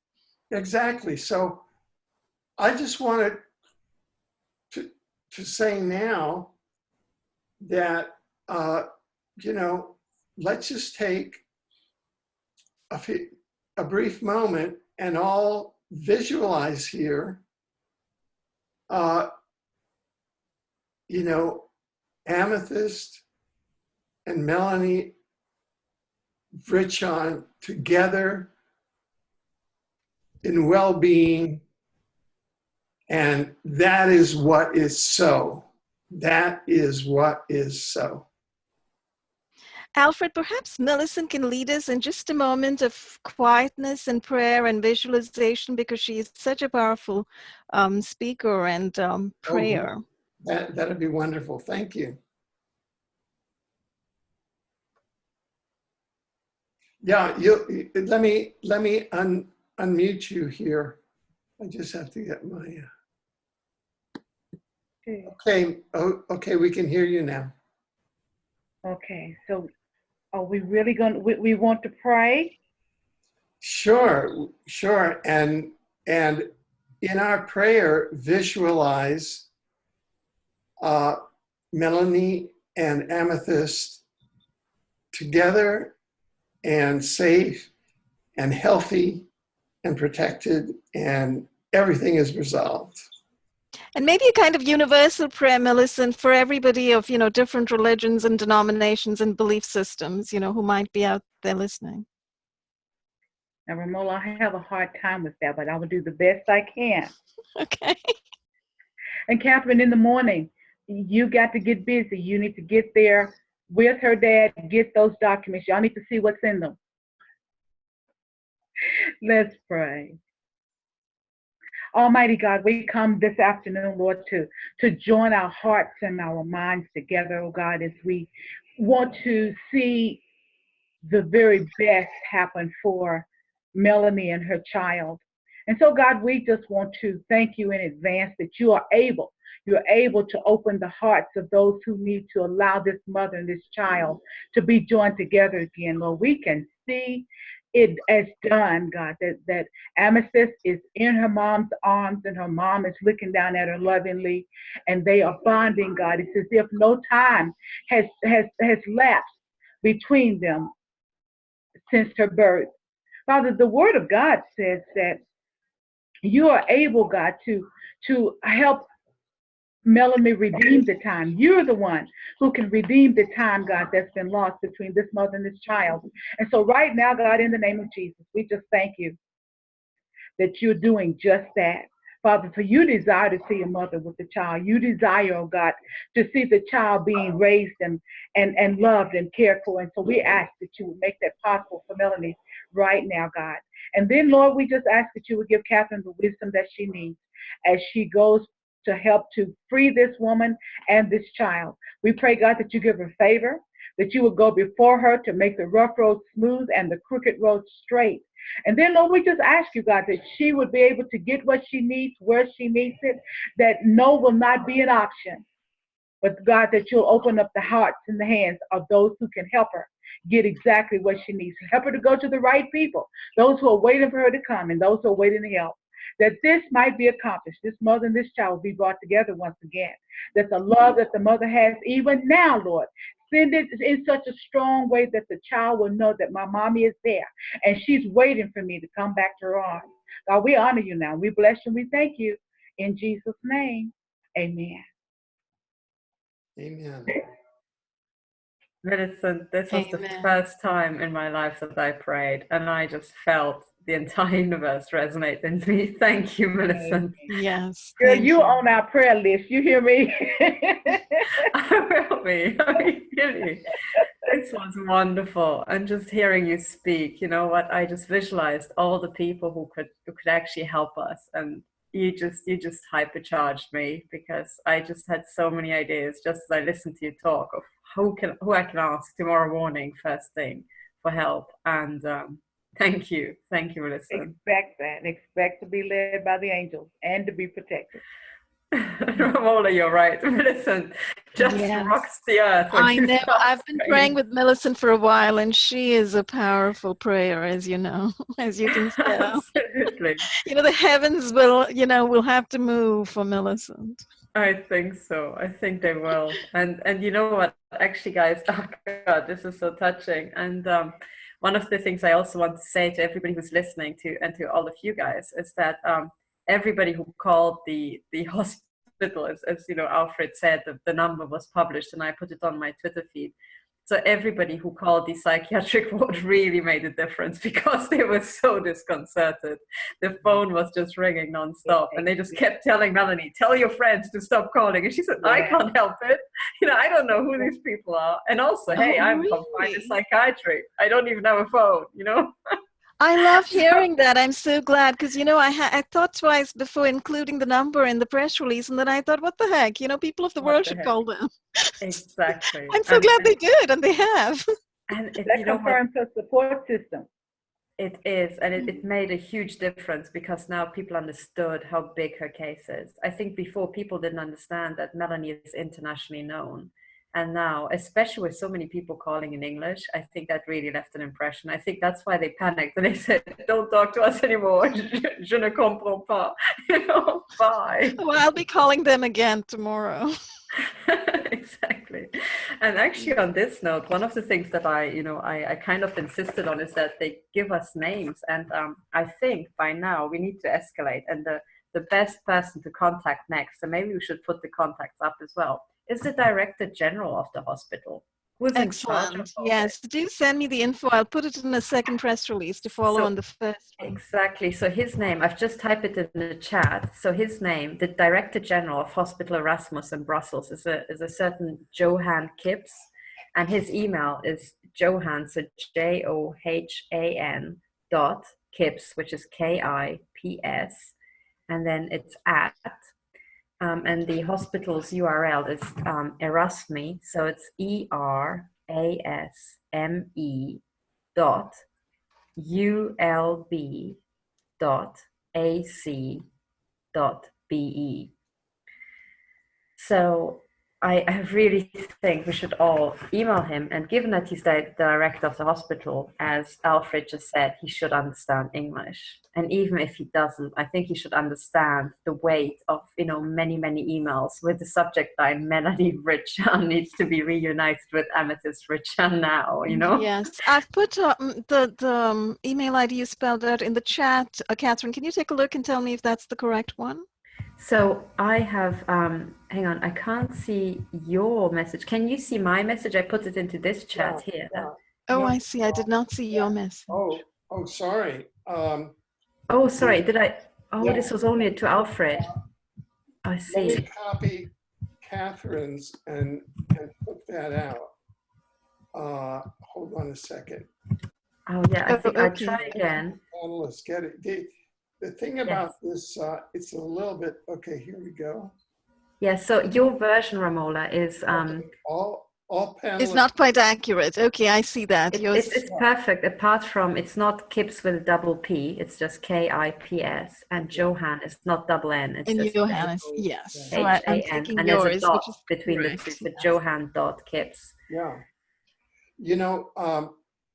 Ramola, that's an excellent idea. And if you want to send a copy of your press release to all of us. Definitely. I'll sort of update a little bit and put it in a shorter new press release and send it to everybody. Yeah, good. And what I'll do is I will then put that in as the body that will accompany the news documentary of this webinar as it goes on. Brilliant. The news story. Okay. Good. So I'll just wait for that, and as soon as I receive that, it will go out with this news. Actually, you know what, Ramola, if you could maybe put also your first press release and send it to the director of the hospital and ask him for comments, Oh yes, absolutely. Now that you've given me his email, he will be hearing from me, but since you've given us his email, I think he'll be hearing from everybody else shortly as well. I hope once so. That information is published. And make it clear just how much his hospital was involved, because as I now figured out, I mean, it's true. So there was another hospital called Hospital Brugman involved. But as I understood, apart from the fact that they interrogated Melanie as soon as she arrived in the middle of the night, that psychiatrist actually said that Melanie has to be returned to the maternity ward, and he was then overruled. And that must have come either from Hospital Erasmus, or it must have come from, the Attorney General's office. I would hope that after what's happened currently with all of this information being disseminated worldwide, and I think the information surely is going back to the hospital administration at this very point in time. If they're not watching this webinar, I'm sure they'll hear about it. So I think the hospital would do well to do right by Melanie Vritschen and return the baby to her care immediately. And also, if there is indeed some kind of implacable order from the Attorney General's office, the hospital needs to get cracking and dissolve that order, because they are the ones who initiated the train of events that created that order. So exactly. I think to the better interests of the hospital, the administration and the director should indeed step forward to take care of Melanie, who came in as a patient to their hospital, to have their help in delivering her baby, and not be involved in the case of the theft of a child in the pedophile capital of the world. Exactly. Sorry, just speaking my mind. I think it's true. You said it very well.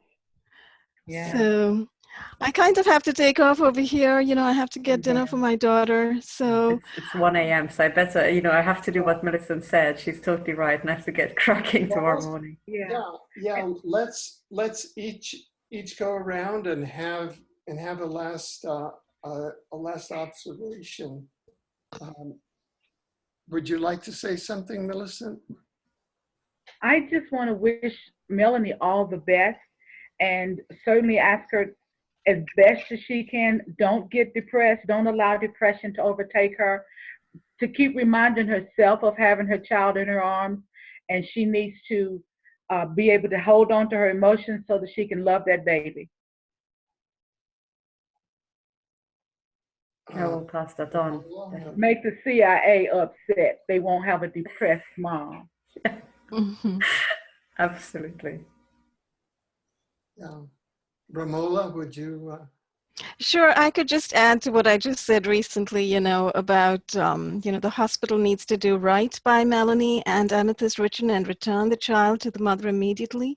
I would simply like to add that if they do not do that, if they do not step in, if they do not correct this incredible wrong that they have set in motion over here, taking a newborn baby away from her mother, traumatizing the mother and traumatizing the child, and engaging psychiatrists to call a completely mentally sound woman delusional. If they do not do that, I think they are going to find that this story and this case is going to be the gift that keeps on giving. It's never going to go away.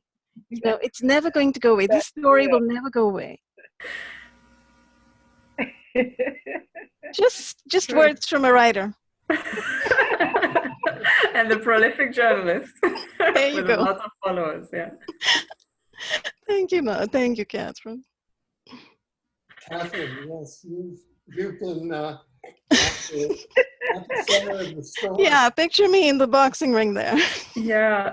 Actually, with the procureur, Giroir. I have been picturing, my team members, Millicent and Ramola and Karen, actually throughout the day when I had to just keep going. And, you mustn't be the weak one when you have to keep driving this. And I think, as a systems analyst, I really want to do a system judo move. And I want this to blow up in everybody's face, the Attorney General's face, the hospital's face, absolutely everybody.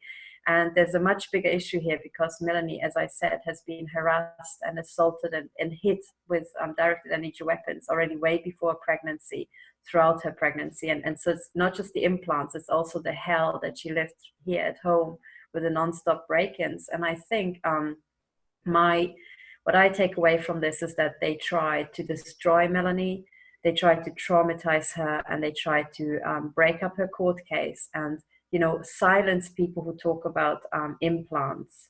And I think that was the goal. And it has to totally blow up in their face. So I think what these people should be faced with is an even bigger court case with even more people being charged with criminal actions against her. And they managed to get even more people dragged into this. So the entire hospital Erasmus is now on the watch. They involved me because they misconstrued statements that I made in good faith. And they, something that was meant to protect Melanie and her life was used to destroy it. So they involved me personally. So I'm going to the end of the earth to actually make this blow up in their face. And I want all their plans to blow up. So as Millicent said, they want to traumatize Melanie. They didn't manage. So when I left her today, she was in total fighting spirits. And I think they forgot that Melanie used to be a marathon runner. And second of all, they forgot that she's now fighting for her child. So I don't think they could have had a redder flag for, to a more furious bull than what they did to Melanie, So she was utterly not traumatized. They put her through CIA interrogation. And when I was told that she was being drugged, I was screaming my head off at reception. She was like, calm down, we can manage this, calmly. She wasn't traumatized at all. And now she will have an even bigger court case with even more people behind her and the Attorney General an even deeper shit than he was before. That's my goal. And she will have her daughter back before I'm finished with these people, that's for sure. I don't think there's any way her daughter could be kept from her after this international scandal. Exactly. Wow. Well, I've watched Melanie. I'm not even sure how many years, but it's been quite a few. She's quite a leader. She's an amazing leader over the years who has just cleared the way, and faced enormous challenges and enormous odds and overcome each of these challenges. And I think that this is going to be the same and just come out.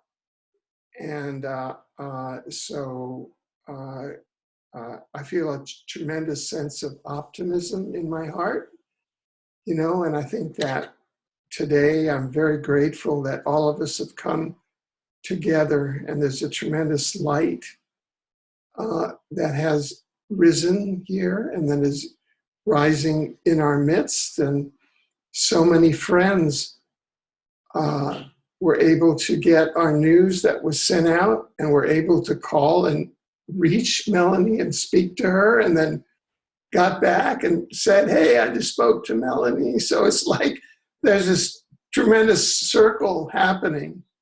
So thank you all, and thank all of us, and onward and upward is what I say. So thank you so much, Alfred, for organizing this. Thank you. oh, listen, it's as I say, it's self-organizing. Self-assembling, not so much nanotech though. Yeah. This is macro tech. So yeah, so let's hold on to our hearts, hold on to our light, and hold on to the vision. Keep visualizing, as we all say. Thank you, Millicent, for your powerful prayers. And I'm just going to press the end meeting button here, and we'll all go out and move forward. And I await the articles, and this will move forward. And then, you know, we all have our marching orders. Yes, yes. I'll be in touch, Alfred, very soon. I'll send you something. Great. Okay. Thank you all. Thank you all. All right. Good Thanks, night. everyone. Bye for now. Bye-bye. Good night. Bye-bye.